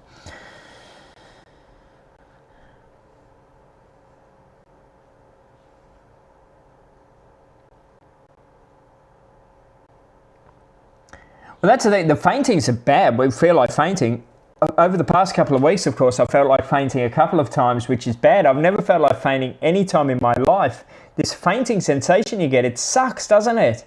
And of course, it's to do with a lot of things, blood pressure and medications and all this sort of stuff, which I haven't had to deal with before in life. And it just sucks. It's the worst feeling out. And especially when you're out and about and you get this feeling and you're going, oh my God, you know, like, don't fall. That's the first thing that comes in your brain. Don't fall. It's horrible. So I really feel sorry for you, Misha. If you're getting this feeling of that you feel like fainting, it's horrible. Still on track for career? I freaking hope so. Oh my God, I really hope so.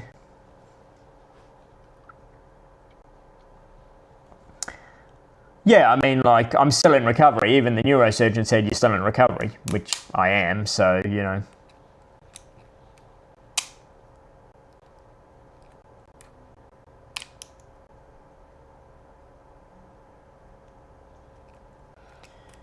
Wonder if you see me, yeah, with your new eyes.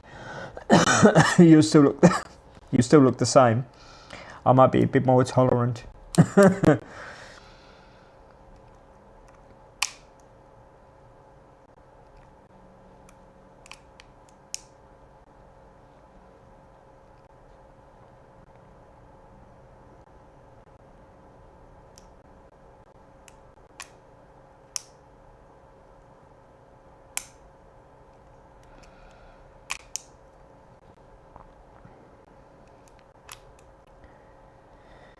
Yeah, well, I hope I don't get, no offense, I hope I don't get like you guys where I have to end up getting like injections and that. I don't think I could bear that as such. It's bad enough being on medication. I've never been on medication in my life. I'm going to be on at least one medication for the rest of my life. You know. Now, unfortunately, the medication I'm going to be on for the rest of my life will mean I'm never allowed to drink again. Oh my God. But I mean, I never was a big drinker. It might seem like I was, but I never was. But, you know, when you go overseas, you do like to have a drink. But unfortunately, I can't do that now. I even spoke to them the other day on the phone. I said, can I? And they said, no. So what about one? I said, no. What about half? No. Okay. They said, enjoy your trip. Don't drink. Okay.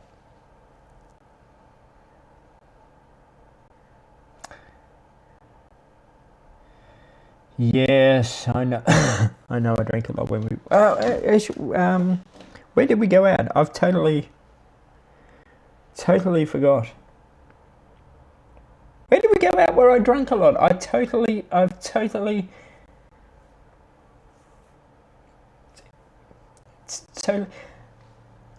I have, and again, it could be because I've operated on my brain, I don't know.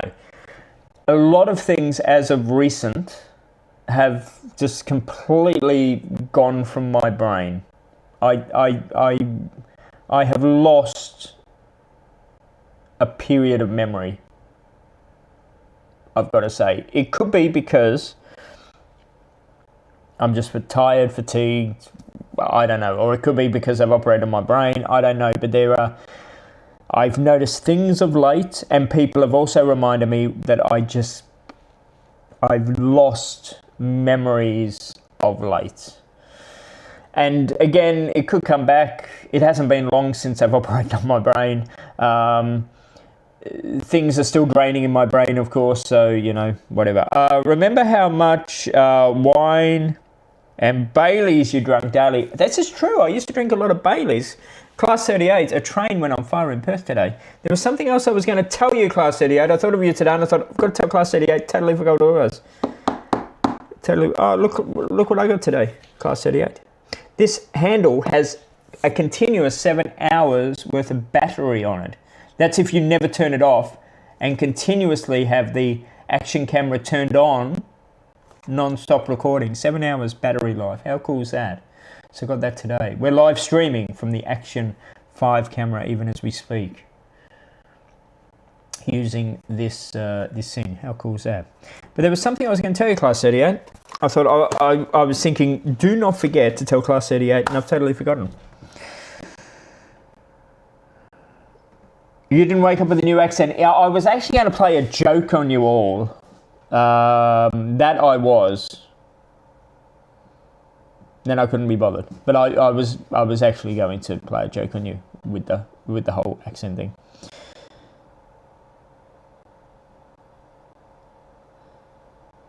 Remember we were at the pub and we drank shots. Remember when we were at the pub and we drank shots? No, I don't remember that. No. No. No, I don't remember that. No, there are so many things I've lost memories of at the moment. And again, they'll potentially come back. But remember, yeah. Remember the aneurysm's still there, but it's draining. So the brain is still healing. So yeah, I guess as it heals, things will come back. I don't know. The Pakenham and Cranbourne train lines were suspended today because of trespassing in the Noble Park area. The word gunzel goes in the English dictionary today, by the way, people. Gunzel. Class 38 and Sam will be interested in that one. So it is now officially an official English word, gunzel. So there we go. That's what I wanted to tell Class 38. So Class 38, as of today, you are officially, legally, 100% certified English word, a gunzel. There we go.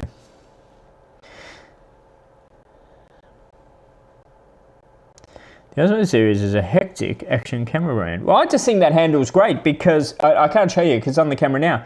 You don't have to carry around now extra batteries and chargers and all that sort of stuff. That handle lasting for 7 hours when the camera's fully on. So when the camera's not on, of course, it's not using any battery. That handle can power the camera for days. So the camera, the Action 5, the battery in it lasts for 4 hours as it is. So add the 7 hours. That's 11 hours of battery. That's pretty good, isn't it?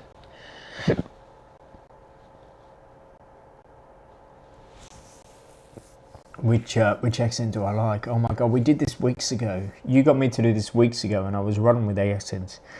I think that's why I decided not to do the joke. I was going to, yeah. I don't know, no, I know why. I know why. I'm not going to do accents now because you know when we did the accents the other week? 7 people left. 7 people unsubscribed. So, yes. So, I'm not going to do accents again. People found it racist. 7 people left. I'm not good. I am... No. I am not... No. No, my brother. I am not going to do accents. No. 7 people unsubscribed. Be racist.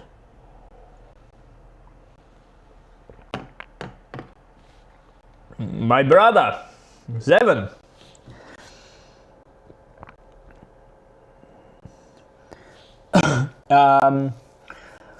Robin is working in the snow in New South Wales. But the snow in Melbourne, or the snow in the hills in Melbourne, the snow in the hills in New South Wales, it's more ice, it's not real snow. Yeah, it's more ice. Real snow is soft and fluffy, and yeah, the stuff you get there is hard and crap. In saying that though, when I fell over in Sapporo on the snow, it was hard and horrible and hurt.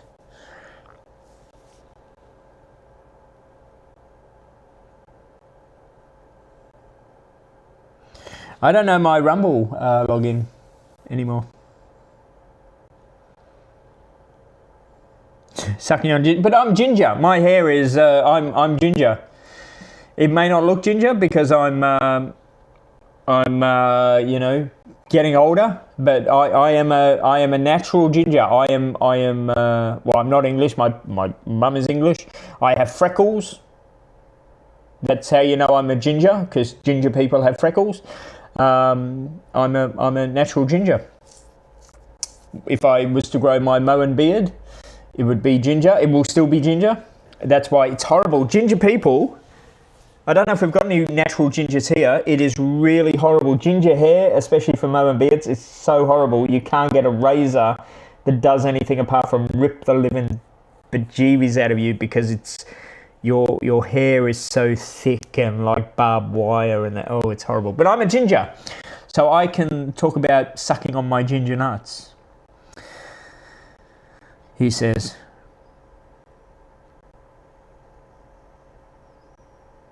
you used to, Class 88 used to save all the clips of me being racist and rude and funny, and I want to do another stupid video or something, like a Jolson or something. I don't know what to do. If anyone's got any ideas, let me know.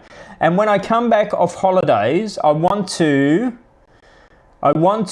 do another, rather than coming on and just doing live streams like this, or rather doing YouTube again. I do want to start doing like a once a week, half an hour show like we did through COVID.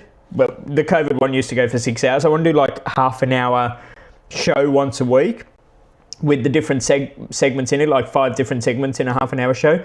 What segments should I put in the show? 1, 2, 3, 4, 5. Like, what segment should I put in like a quiz, for example, and what else? If you've got any ideas, let me know. And then I want to like combine it with the website type thing. So there'll be like a snippet of like the latest video, but then you have to go to the website to watch it.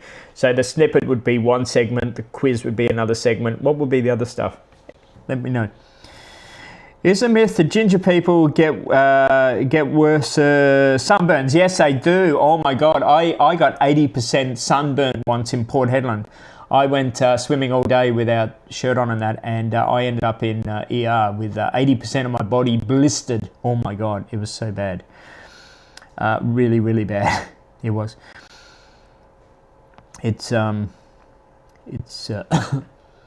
also true that ginger people are. Anyway, can't say that one on YouTube. Do Mr. Bean? Oh no, that would require me having to edit videos.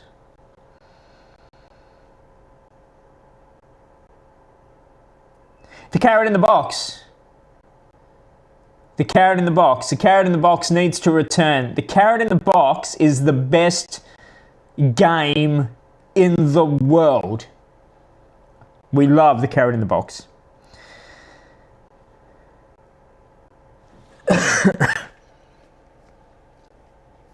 The coin and how to identify. What the fuck? We love carrot in the box. I know Russell says he doesn't like carrot in a box, but everybody loves carrot in a box. In fact, I should do carrot in a box when I'm in Korea and in Japan and on the ferry and that. We should do international carrot in a box. Dude, who played carrot in a box? It wasn't just Russell. Has anybody else played carrot in a box on the channel? If you have, put your hand in the air and tell me if you like carrot in the box. Carrot in the box is just the game. Carrot in a box is the game of all games. It is sensational. There. Carrot in a box is just the game.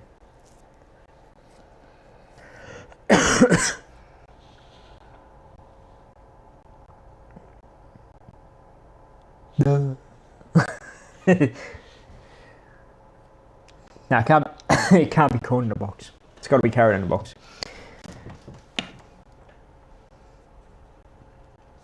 I kept that carrot for weeks, and it went very moldy. It went very moldy. Yes, carrot in a box, bringing back the memories. What else have we played? Class 38, you were around during the COVID years. What other games did we play? Oh, we played Lost for Words. We played Lost for Words. We played... What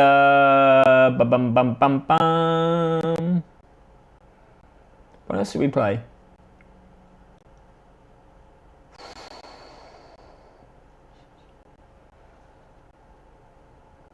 I don't know. Totally forgot. Is that your favourite? No, well, Carrot in a Box is actually a TV game show. I didn't make up Carrot in a Box. It's an actual TV game show. Yes, I was still in Melbourne then, yeah. Yeah, like nothing I did on the none of the games and none of them were my idea. They were all stolen. We played the quizzes, yeah. So there'd be the quiz. We'd do the quiz.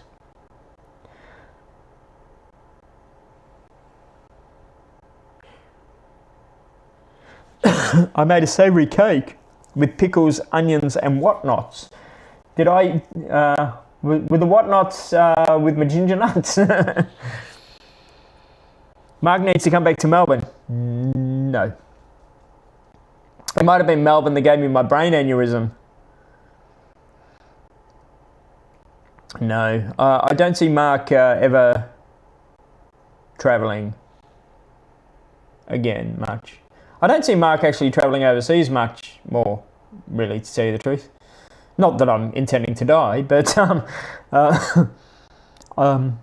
yeah, I think Mark just needs to. I think Mark just needs to like just chill for a while. I think that's what Mark needs to do.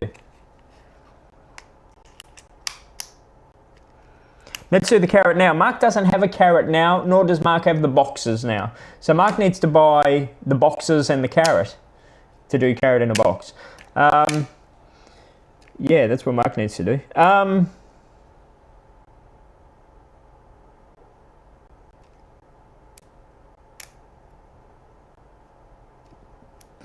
Dip it in the lemsip. Oh my god! You also made a. We made the chocolate train. Yes, we did. We used to make toys every day. Remember, we used to make the bunch of different toys and paint them. Made the dinosaur and the like. Mark needs to come to Sydney. I don't think so. Mark is thinking maybe a around Australia road trip. Mark is only thinking this. Mark is only maybe thinking this. This is only a thought bubble. This is not a Mark is doing this. Mark is only thinking. Mark is only thinking he saw a really cool tent on Temu and Bella needs to spend some quality time with Mark. And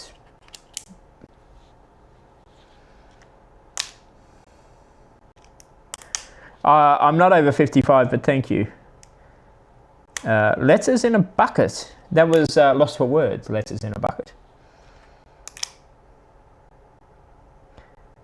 Those toys went to the children's hospital. That's where they went. That's right, they won't accept a 26-year-old. Moxter is now my new best friend. I thought Moxter was a... mentally. I was going to say, I thought Moxter was a absolute tool, but then I liked Moxter. But then he said mentally, Moxter is an absolute tool. Uber around Australia, that would be a good series. Road trip with Bella. No, it's only a thought. I'm not saying I will, but I've been around Australia a million times. I need to spend some quality time with my little Bella, and I just thought. It's just a thought. Because I have a car that's not working at the moment, but when I thought of it, it was a good car. And I thought, a nice slow trip. Yeah. Retirement homes are very expensive. Because I know some really hidden and unusual places in Australia that even Australians don't know. Because I've been around Australia a billion times. Places like Cossack, for example. And I thought, yeah. Well, this stream's pretty boring because I'm only trying the camera, but I used to like the streams. As I say, I actually used to like the COVID streams because we used to have like a lot of people, and we used to do different activities in the stream, you know, and then we'd throw to a video, and then we'd come back, and then be a different segment, throw to the camera. And because I've got a really big house now, and I'm only thinking about this. I don't know if I will because I don't really want to do YouTube. I actually have an empty room here, and I was looking on Temu and that the other day. Again, it all comes down to money and all this sort of stuff. I was thinking I should really do one of the rooms into like a proper little studio thing and do a few different cameras, because I've got some cameras and that here, you know, do different angles and that. And if I did like a half an hour show every week, just a half an hour show with like 5 different segments, throw in video, and then segment, you know, might be fun, but I don't know. We'll see how it goes. I've got to survive my trip first. What's wrong with the car? The front brakes. So it's going to cost $600. Oh my God. The front brakes just went the other day for some reason. So I don't know how brakes work on these modern cars. The pad things, 1 minute it was braking, the next minute it was just metal on metal. So I don't know, maybe the brake pad just broke off, or I don't know how it works. Closer to 55 than 26? I don't think so. Did you hug the coast? I've hugged the coast and I've been inland. I've been all over the place in Australia. I've been everywhere, man. I've been around Australia, and I'm not kidding. I've said this story before, but in case you don't know this story, Dad had a job once where he constantly had to go around Australia. So this was when we were little. So instead of flying everywhere, which we did for a period of time, Dad and Mum decided at the time to get a custom-made caravan, and they got a 27-foot Windsor caravan, custom-made. It was quite luxurious, with a 27-foot annex. And at the time when we were primary school and that, this was really friggin' luxurious. So we were constantly travelling around Australia, the most smallest country towns in the middle of nowhere to the biggest of cities. And we would do like School of the Air on two-way radios and all this sort of stuff, because mobile phones didn't exist. And we were at one of the schools one day, I don't even remember what town it was a little town. And you'd have to stand up in front of the class and introduce yourself in those days. And I stood up in front of the class and I said, "Oh, hello, I'm Mark, and, you know, I've been to, 68 primary schools," and the teacher said, "There's no lying, Mark." And I said, no, 68, maybe 70 primary schools. The teacher goes, "No showing off in front of the class. If you lie again, you'll go to the headmaster." And I said, "Well, okay, maybe 72, 73 primary schools." So, and, I think I was 10 or something at the time. So the teacher goes, "But that's enough. You might be new in the school, but, we don't put up with the lying. Off. You go to the headmaster's office." So I was sent to the headmaster's office, and the headmaster rang my mum.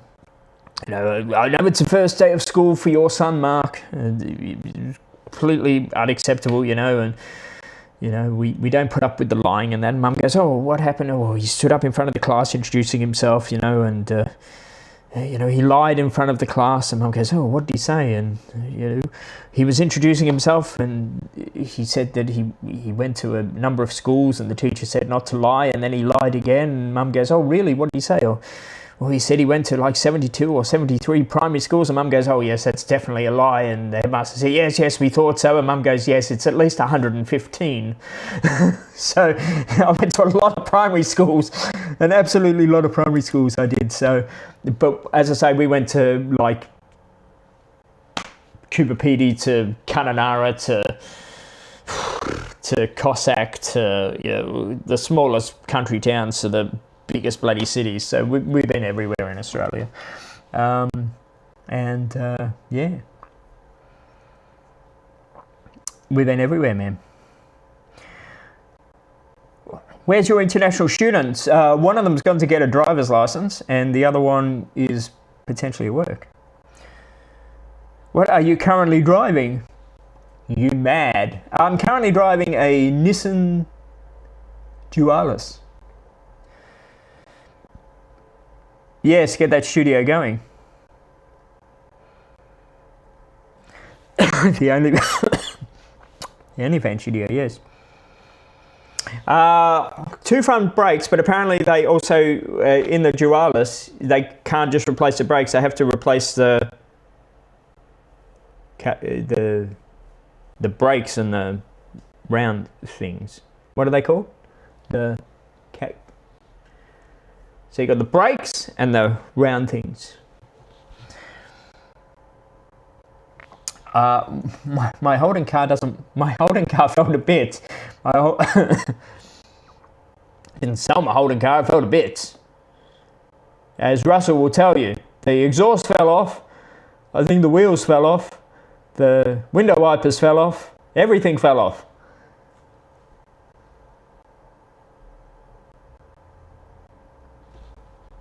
Backs and discs, yeah, so, because I said to him, I just want the brakes on the front right, and he said, doesn't work like that. I said, oh, well, give me the brakes. He said, it's got to be both of them. I said, well, give me the brakes at the front then. He said, it doesn't work like that either. I said, what do you mean? He said, it's got to be the brakes and the doovies. I said, but I don't want that, I just want it on the right. He said, no, it's got to be both. He said, you can he said, you can just get them on the right. He said, but we've got to buy the set. Huh, okay. Brakes and discs, yeah, so that's why it's expensive. He said they come in the set, you can't just buy one. And that's from Ultratune. So if that information is not correct, please tell me, but that's what he said. So, you know, how do I know? Need to turn on the heater. But you can come with me, see, because we're with the action camera. We're with the action camera. Look, this is what I'm taking. Victor left this in Melbourne, so I'm taking this to Victor. This is Victor's Bible. He left this in Melbourne. So I'm taking that to him. And this was Victor's cup, so I'm taking this to Victor as well with dogs, because see, he eats dogs. This is my peach plane, because Peach gave me that on their plane. They'll be catching a peach. And there's my poo. My unku. That's when I climbed Tokyo Tower. That's my little certificate. And I'll be flying Scoot as well. I'll be flying Scoot. And yes, that's what's going to be happening. And this is my. These are excellent, good. Fantastic. And Bella's got a couple of toys. Not many. She needs some more, but you know. And this is my. I haven't been able to show you this before. This is what I got from Costco. This is my little heater thing, which I know what you're saying. Why are you turning that heater on if you've got a heater there? That heater doesn't heat the room because this is an uninsulated room. Now I've got to figure out how to open this again. Like that. Excellent. Okay, so we do. Oh, that's good. So this battery is lasting very well. It lasts 7 hours. We're not going to be here 7 hours. Good. What's going on here? Calipers and rotors, your brakes pads probably been bad for a while and screwed up your rotors and calipers. Yeah, something like that. So yeah, a lot of money. So that's screwing up my budget a bit. So I've got two choices. I can try and drive the car like it is and try earn money and pay for my holiday before I go away and hope the car does not die or I don't die. That could be a bad move, but I'm going to have to try do something or get it fixed and then work my ass off to try pay for it and my holiday before I go away. Whatever I do, I have 2 weeks to do it in. Oh my God. Why Why is it always one step forward, two steps back? Always.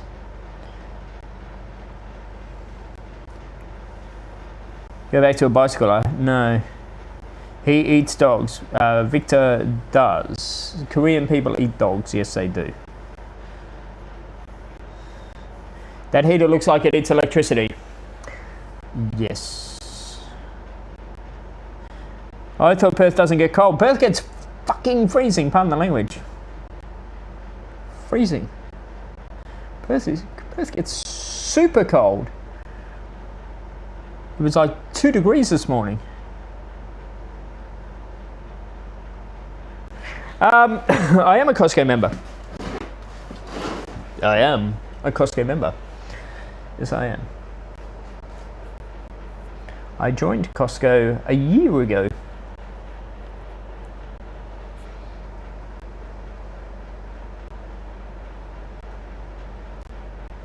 Because Costco is next door to my house. That's why I joined it.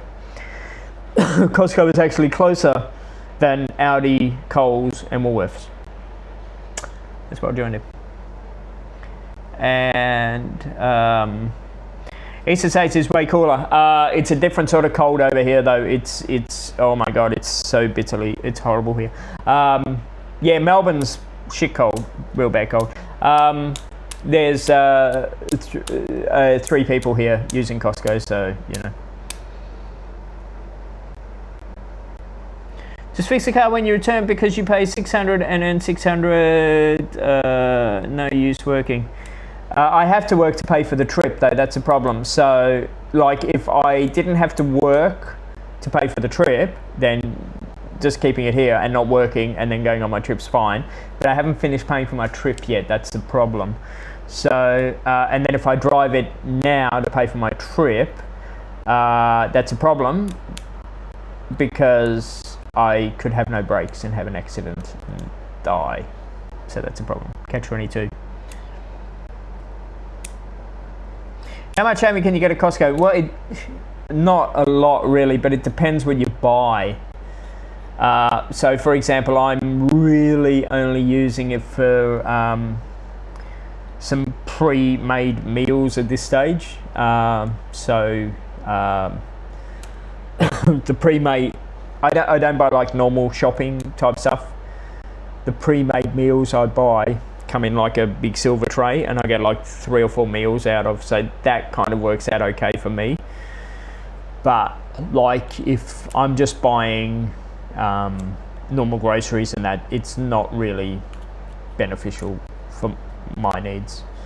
Yeah, so I haven't really bought a lot, but as I say, like the housemate today, he bought eggs. Eggs are a pretty good price at Costco. We buy pizza. We buy a lot of pizzas at Costco because they're $15 and the pizza's really big. So occasionally I'll buy a big pizza at Costco and then I'll freeze it. I'll freeze the section. So we've always got pizza in the freezer type thing, and a pizza will last you for like 4 or 5 meals. The pizzas are huge. And because it's next door to me as well, you get like hot dog and drink for like $2, which is pretty cool. Uber pays crap. It depends on the job. So you could get $5 for a job, or you could get $7 for a job, or $10 for a job. It just depends how far you drive, Ivan. It depends on the job. You can drive all day for like 12 hours and end up getting $50. So it just depends.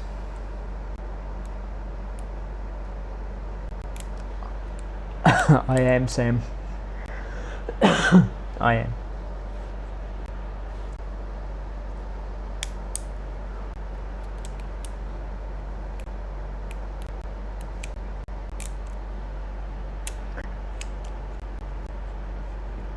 Costco does sell petrol, Sam. Yes, but Costco petrol is expensive.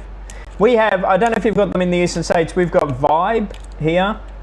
Vibe petrol is really cheap. And the other thing with Perth, unlike the Eastern States, is they're not allowed to change petrol prices here during the day at all. The petrol price is completely locked in. So I know, like, tomorrow, for example, what the petrol price is. It's not allowed to change. Tuesdays is the cheap day in Perth. It's always a cheap day in Perth. Yeah, the petrol prices are completely locked in. They're not allowed to go up and down in price. So yeah, Vibe is a cheap petrol station in Perth. Very cheap petrol station. So yeah, if I go to the petrol station at 6 o'clock in the morning or 11 o'clock at night, it's going to be exactly the same price.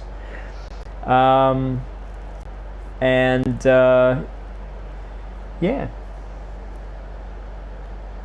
So I can go to a website called Fuel Watch. Fuel Watch WA. You can find it on your internet right now. It'll tell me the price of every single petrol station in Perth.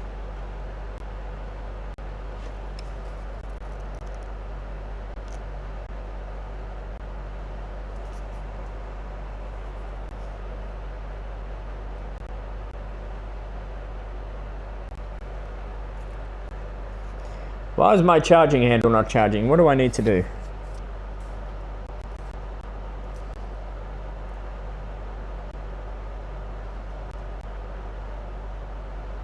Sorry, I know you're getting a very close up of me. Oh my god, that's a very close up of me. Well, I don't know what to do. It needs to charge. How do I do this?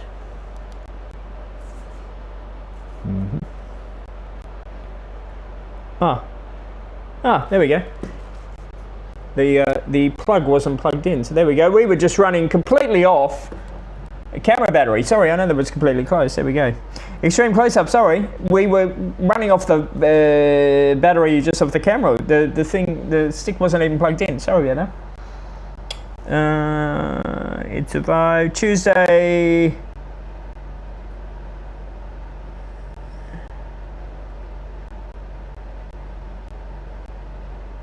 Tuesday, half price waffles and cheap petrol date night.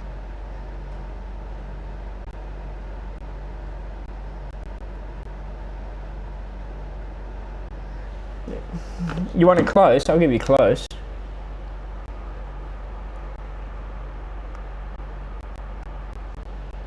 Hey baby. Hey. Hey. Come to my OnlyFans, nipponpulse.org.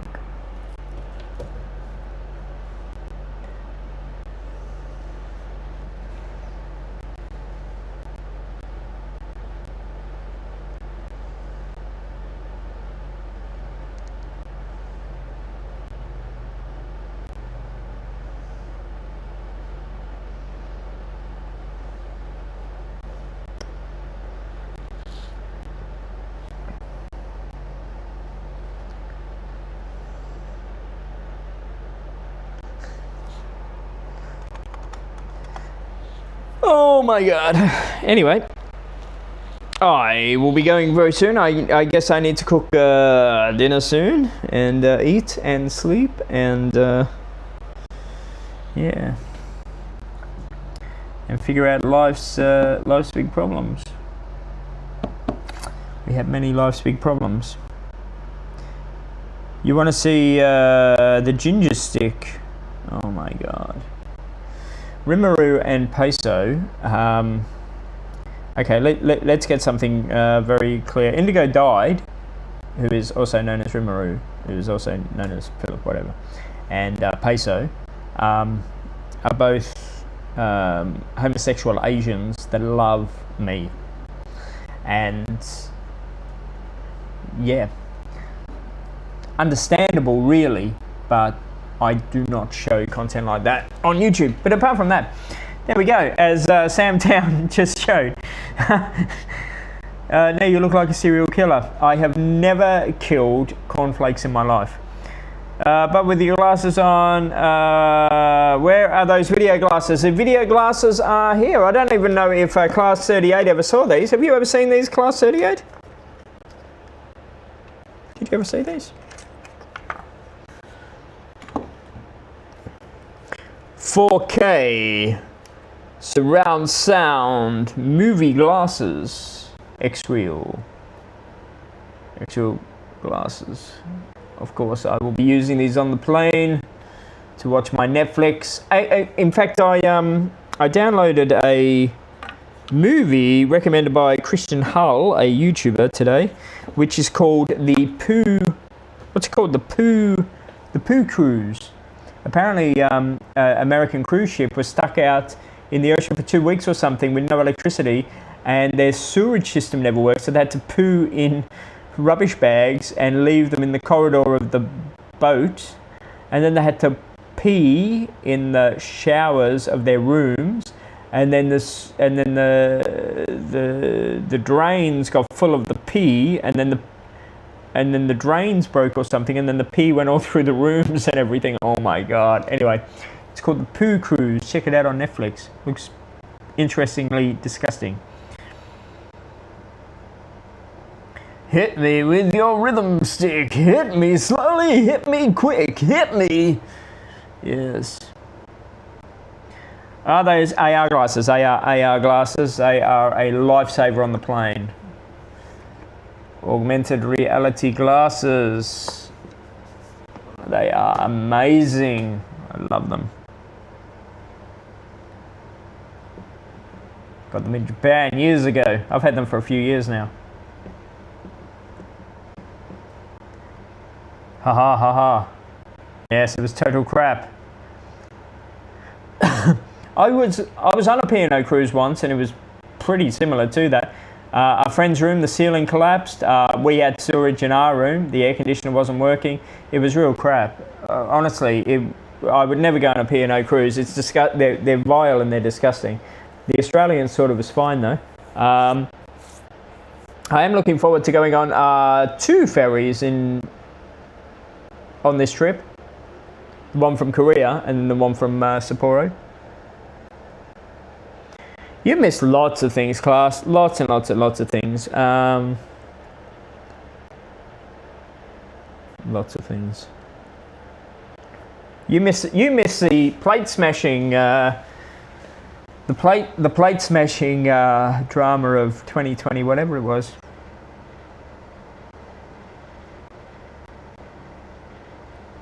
P&O and now Carnival. They were always Carnival.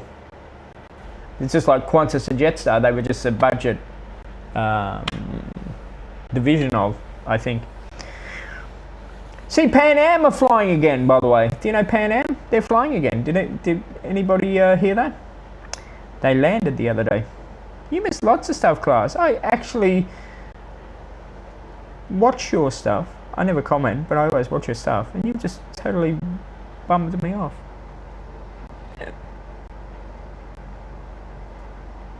Yeah, P&O cruise ships and that. I don't call them cruise ships. They're just tankers. They're vile, and they're run by backpackers, and they're just horrible. They are absolutely horrible. Crazy.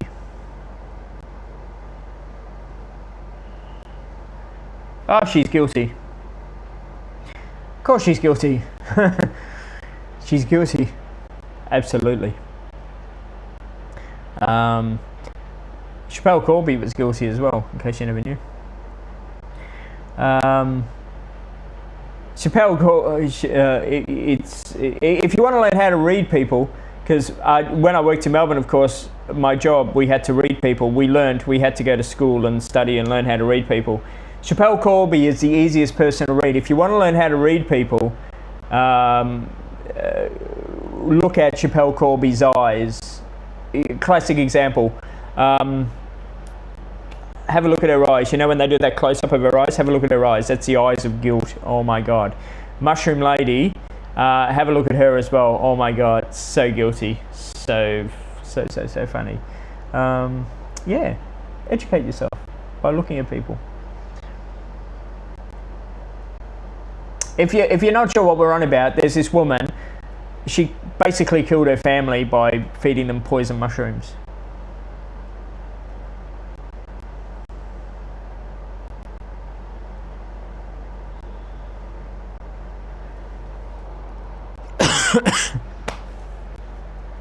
Pan Am, Pan Am had quite a few crashes, Sam, and hijackings and all that. Pan Am did.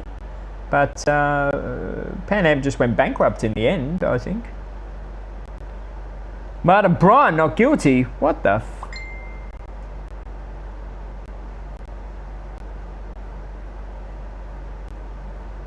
Oh, really? I never knew that. I thought it was back up and running again. Somebody just messaged me. Who was it? Oh, Sam sent an attachment. All right, just gonna close the back door. Might as well come for a walk with me because it's getting real cold. Oh my god, we're gonna go soon. Oh, let's see. It's cold.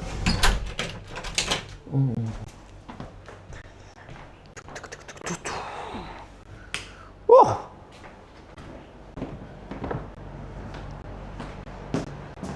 See, poor Snow Festival 2020. Okay. What's going on here?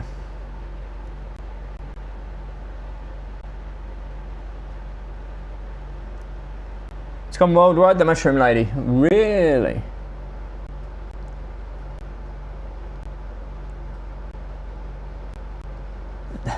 No. No, you don't go into the forest to a specific location where these mushrooms are growing and pick these specific mushrooms to then cook with them, and it's just a terrible mistake. So she went to the shop to buy every other ingredient except these mushrooms, at which point she travelled miles to pick them. No, you go to Aldi to buy the cheapest friggin' mushrooms you know what I mean? Like, no, come on, please. Come on, let's not be silly with this. She deliberately had the intentions of poisoning them. Her internet history alone shows the fact that she was going to poison them. I mean, let's not be naive about this. Can you break in through the back door? You can if you can get over the fence. You'd be a miracle worker if you could get over the fence, because the fence is very big.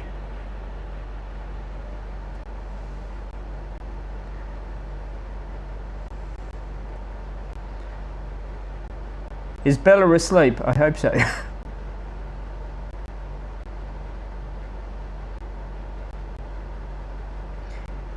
I let her pick my mushrooms. She seems your sort of woman. She does. She seems that sort of Frankston, Footscray kind of woman for you. She seems that sort of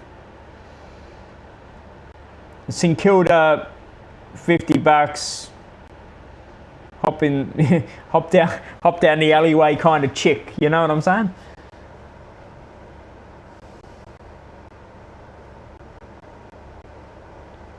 Yeah, different colour plates.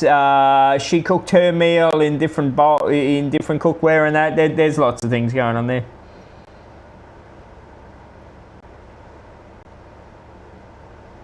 Dude, the big A. I've seen how tall you are, dude. There is no ticket barriers. I don't know why you'd want to jump over a ticket barrier anyway, because you can just knee them a certain direction and they open for safety reasons. So I don't know why you'd want to jump over them. Just knee them on a 45-degree angle. But apart from that, I've seen how tall you are, dude. There is no chance in hell that you are going to be able to jump that fence unless you had a massive growth spurt and you became like taller than 5 foot. Are you ever going to be jumping my fence? There, Gather. She got a nice house. Huh? Where?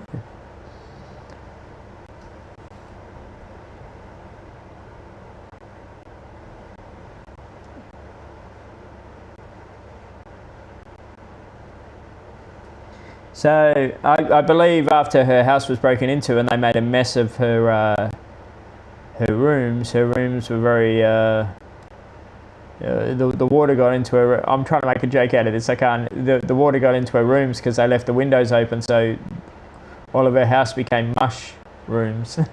No, that was a pretty bad joke. What's going on here?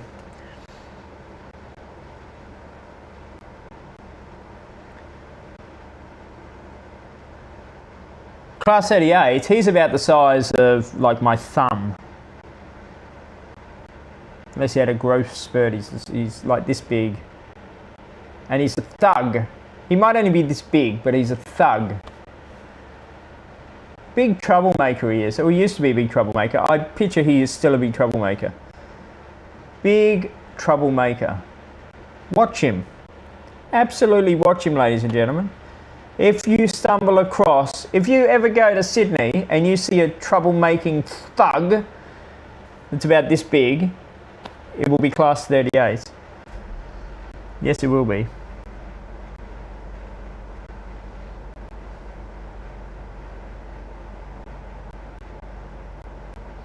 I'm not trying to roast you. You're saying you're going to break into my back door, jump my fence and break in my back door. I'm just making it very clear that I have sized you up, man. I'm just making it clear that I remember exactly, young man, how tall you are and exactly how tall my fence is, and that I've sized you up, and that if you think that you could even potentially jump my fence, it could not happen at all. At all. But good try. Good try.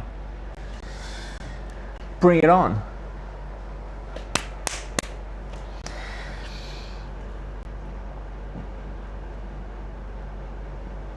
Would I recommend a tram driver job? Yes, Ivan, but it depends on your health, because it is very stringent and that. If you've got back injuries and that, they ain't going to touch you with a barge pole. Because they pretty big medicals with tram driving.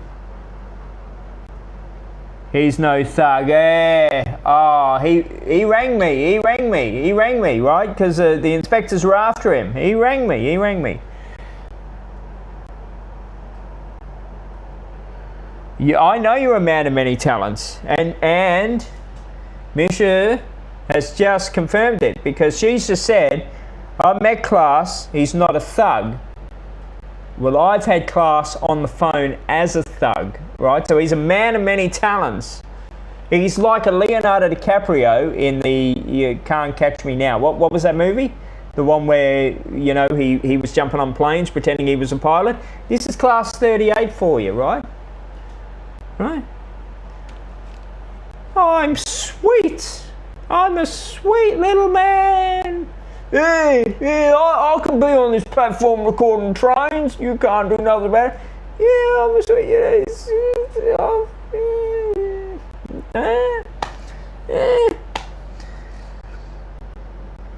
He is a man of many talents.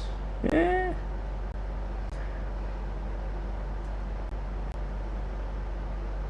Catch Me If You Can, that's him. Class 38 is the 2025 Catch Me If You Can dude. Yes, he is. Absolutely, yes, he is. And especially when he calls you up, right? And he covers the mouthpiece or forgets to hang up, right? And he's like, oh, they're picking on me. I'm being very good. I'm not swearing or being rude to them. I'm being very nice. Ah, fuck you, bastard. I'm being very good. Oh, here we are.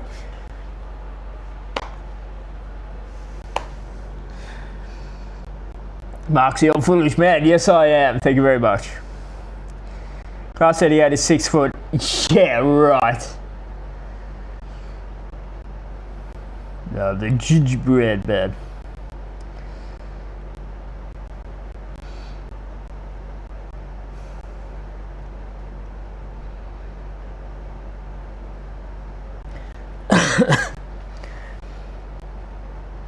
Class 38 is 6 foot when he's standing on a 5 foot ladder.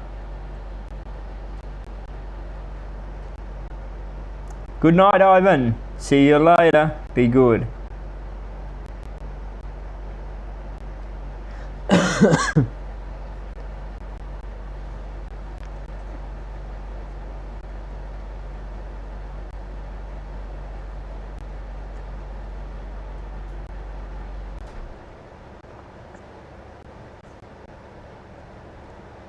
But see, like, how do I know all this information about Class 38? I'll tell you how I know all this information about Class 38. The big A, as I call him. And that's only because his name starts with an A. That's as much information you'll get from me. But anyway, Donald Trump, for example, he has spies that go out and find information for him, see. I have spies as well. Indigo Died, for example, is my spy. So he's gone and met Class 38 and then reported back to me in a hard drive information. We've got documentation here. We've got videos, we've got PDF files, we've got police records, we've got everything here. Everything. We got testimonials from ticket inspectors, transit guards, everything on here. Everything. I said I could go into the Opal Gate. Tried to dox me. Oh my God, Donald Trump calling everybody daddy. Hello, daddy.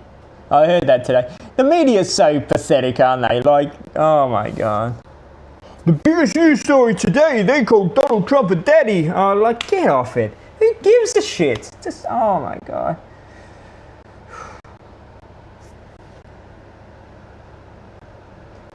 Not nice guys say sorry. What are we saying sorry about? What are we on about? Good luck trying to find my tags on the Sydney network. Oh my God, what are your tags? I remember when I was younger, I had a tag.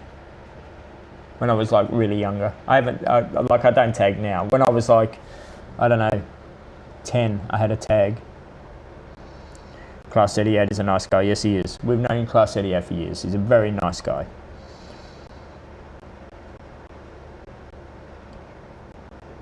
They are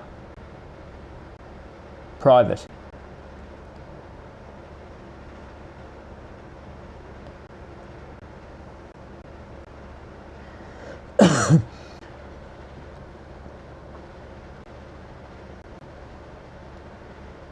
What was your tag? What do you think Russell's tag was?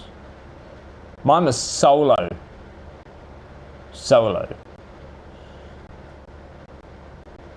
And the O's had a cross in them. Solo.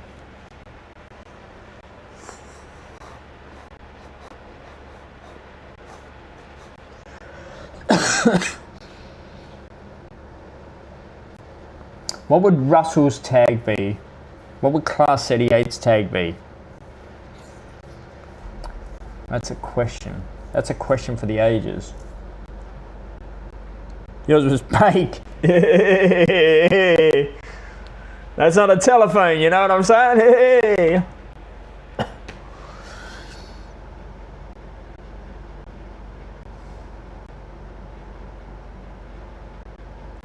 Han Solo. No, now it's Han Solo. I've been into cabs, wink wink. Oh, you're not one of these creators that do the videos where you break into the cabs and do the horns, are you?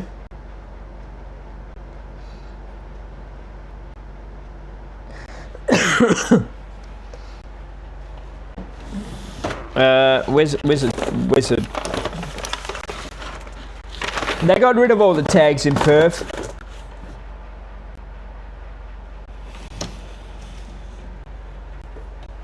There's no graffiti in Perth now, so they got rid of my tag years ago, which I haven't tagged for like 50 years, so it's okay. But from memory, let's see if I can. I don't remember how to do the L. I remember I was like 8 or something at the time, but it was.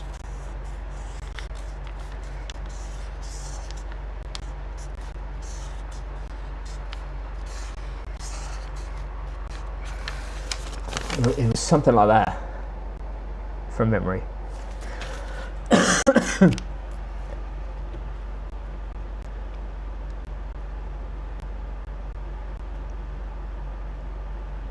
What I want to know, Class 38, is, and I want to know this, honestly, I want to know the answer. If they're breaking into the back cabs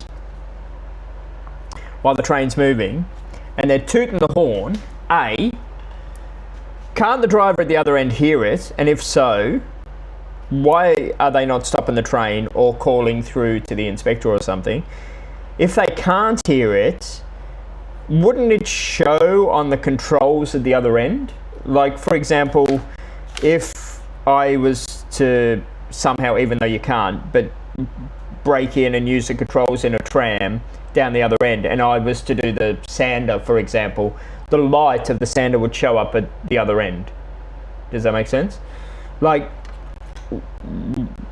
why are these trains still moving when the controls are being used at the other end?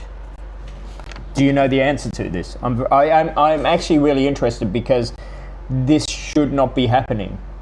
Or if it is happening, why is the train not stopping? Because the first sign of a horn being tooted or something, that you would assume the driver would be doing an emergency brake and stopping.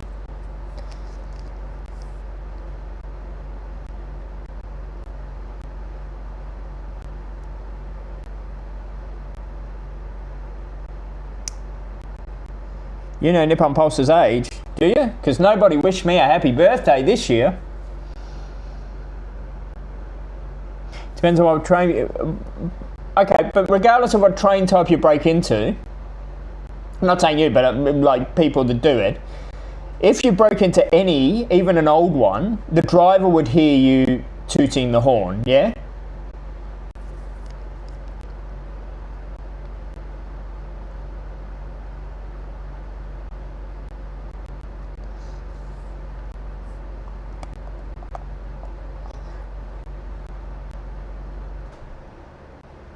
Did you wish me a happy birthday? Thank you, Russell.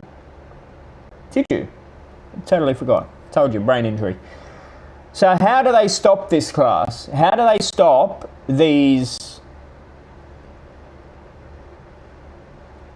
And I will call them idiots. I don't know if you've done this. If you have, stop doing it, because they're idiots. How do you stop these idiots from doing it?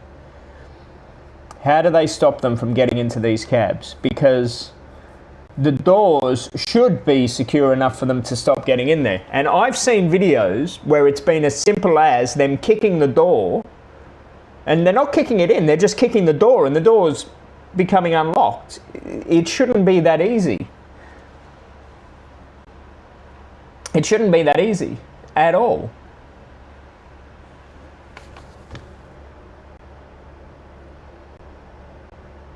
No, I think people that put birthday posts are a bit, you know what I'm saying?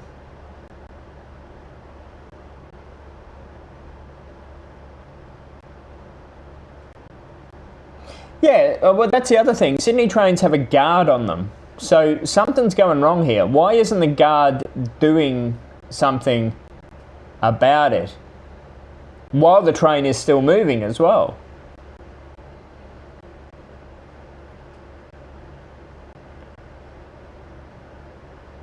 A red rattler, I understand, because a red rattler is, I don't know, 80 years old or whatever it is. Like, a red rattler is old. And you've been on a red rattler, obviously, when it was in a vintage run. So it wasn't in, like, a regular service type thing. But how are they getting in them while a more modern train is in regular service? It shouldn't be allowed to happen. It shouldn't be happening. And the other thing is, why is YouTube and Instagram and Facebook allowing this content to be online? I can comment on somebody's video and say, you know, somebody doing a burnout or something going, oh, you're an idiot. And my comment will be taken down because it's a hurtful comment. But these dickheads will break into a train and their videos are allowed to say online where they should be banned. Their accounts should be banned. These videos are really, really, really, really, really dangerous. Like, I learned years ago through my own stupidity that, like, for example, if you go into a cab of a train or a tram and you play around with these controls, you can actually lose the brakes of a train or a tram by being in the wrong end at the wrong time. This is really, really dangerous content they're doing. So how do we stop these little shitheads from doing it? Now, Sydney Trains have a guard on there. Why the hell isn't something not being done about it? This is really dangerous. You've got kids hopping on the roof of the trains. You've got kids hanging off the side of the trains while they're moving. It's crazy.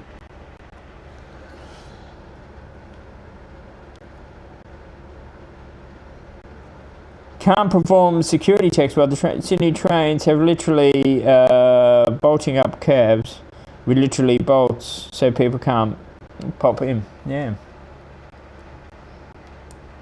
So you're saying that they're bolting up the doors completely, so the only way the driver can get in is literally at a platform by walking the complete length of the train and going into the cab. Which also poses a problem because if the driver needs to evacuate in an emergency, they can't go through the door into the actual train. So that's the other problem as well, which the union's not going to like. But something's got to be done. This is absolutely ridiculous. We can stop people getting into a cockpit of an airline. You know, we can stop terrorists from getting into the cockpit of a friggin' airline, but we can't stop 12 and 13-year-old kids from getting into a cab of a friggin' train. It all seems a bit weird.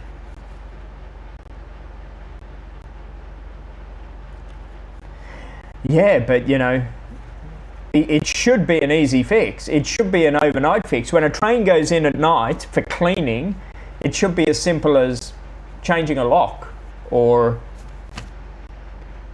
putting a deadlock, a bolt or some. It should be an easy. It should be a Bunnings fix, as far as I'm concerned, or I don't know, something.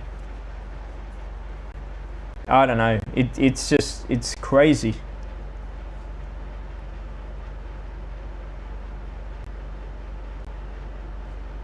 But even with security in the rear of the train, what are security doing? Nothing, because there's no punishments. And if the security touch these little shitheads that are under 18, the security get in trouble.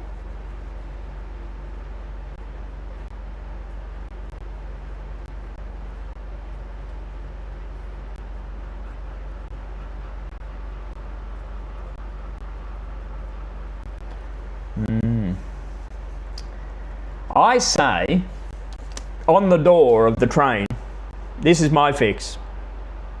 On the door of the train, connect 240 volts of electricity. When those little shitheads touch the door, problem fixed. That's what I say. I've never been caught.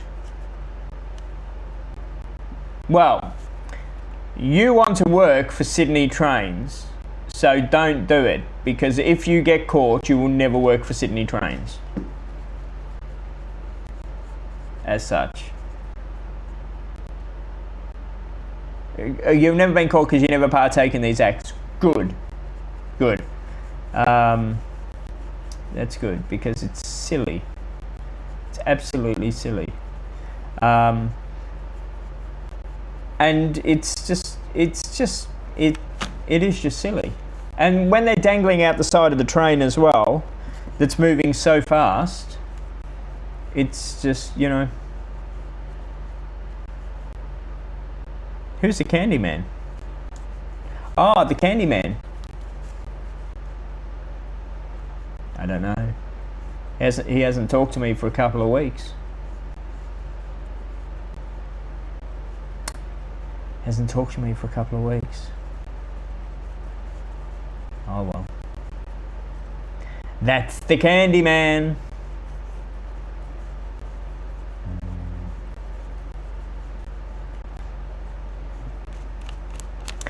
I just think they need to do better up there in Sydney for security.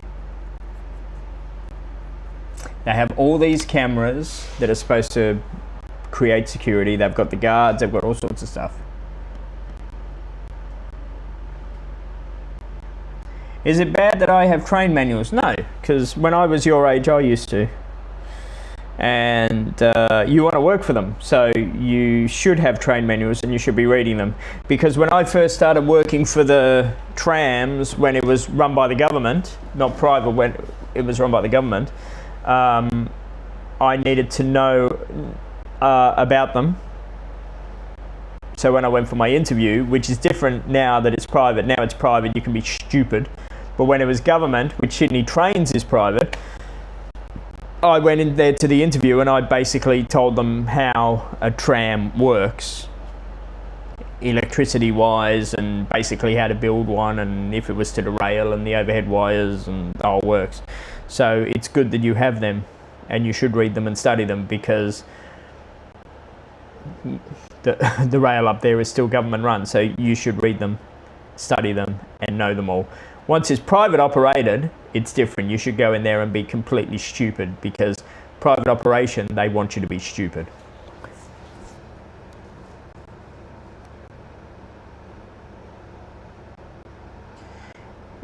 You have any lady friends, Class 38? Class 38 is a ladies' man, Sam. I knew years ago that the thug, which is Class 38, is a ladies' man. So yes, is the answer to that one. Women love thugs. They do. That's the answer. Only a couple more minutes and I'm going, because it's getting to that stage where I have to eat, and the news is coming on, and then I must eat and go to bed, because I've been up since 4 o'clock. Last time I spoke to Class 38 Sam, he had 5 or 6 women chasing him, all wanting to kill him, but they were all chasing him. Red Rooster for dinner. Who, you? Not me. I have to try to get my car fixed. I can't be affording Red Rooster. I have to pay for my holiday. I am still... Oh my God. I'm still a few hundred away from paying for the rest of my holiday. But now I've got to pay for the car. It's a case of what way I'm going to go. I have to think about what way I'm going to go on this one. I have to think of a game plan now.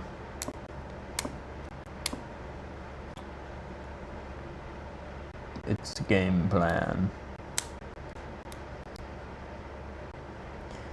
Do I fix the car and then work my ass off for 2 weeks and hope that my illness gets better and not worse, and hope that I don't bleed anymore?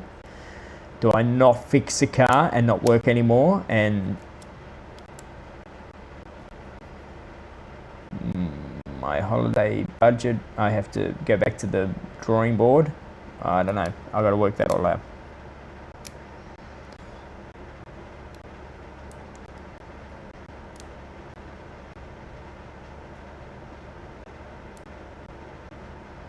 Do I know you? Most probably not. Rob a bank? Most probably not. Any cheap mechanics? No, unfortunately not.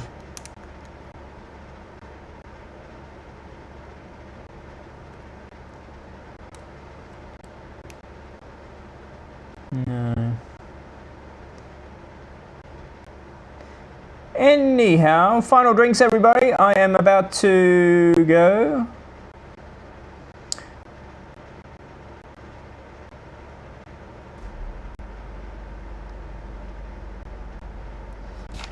Am I that funny old man? Most probably not.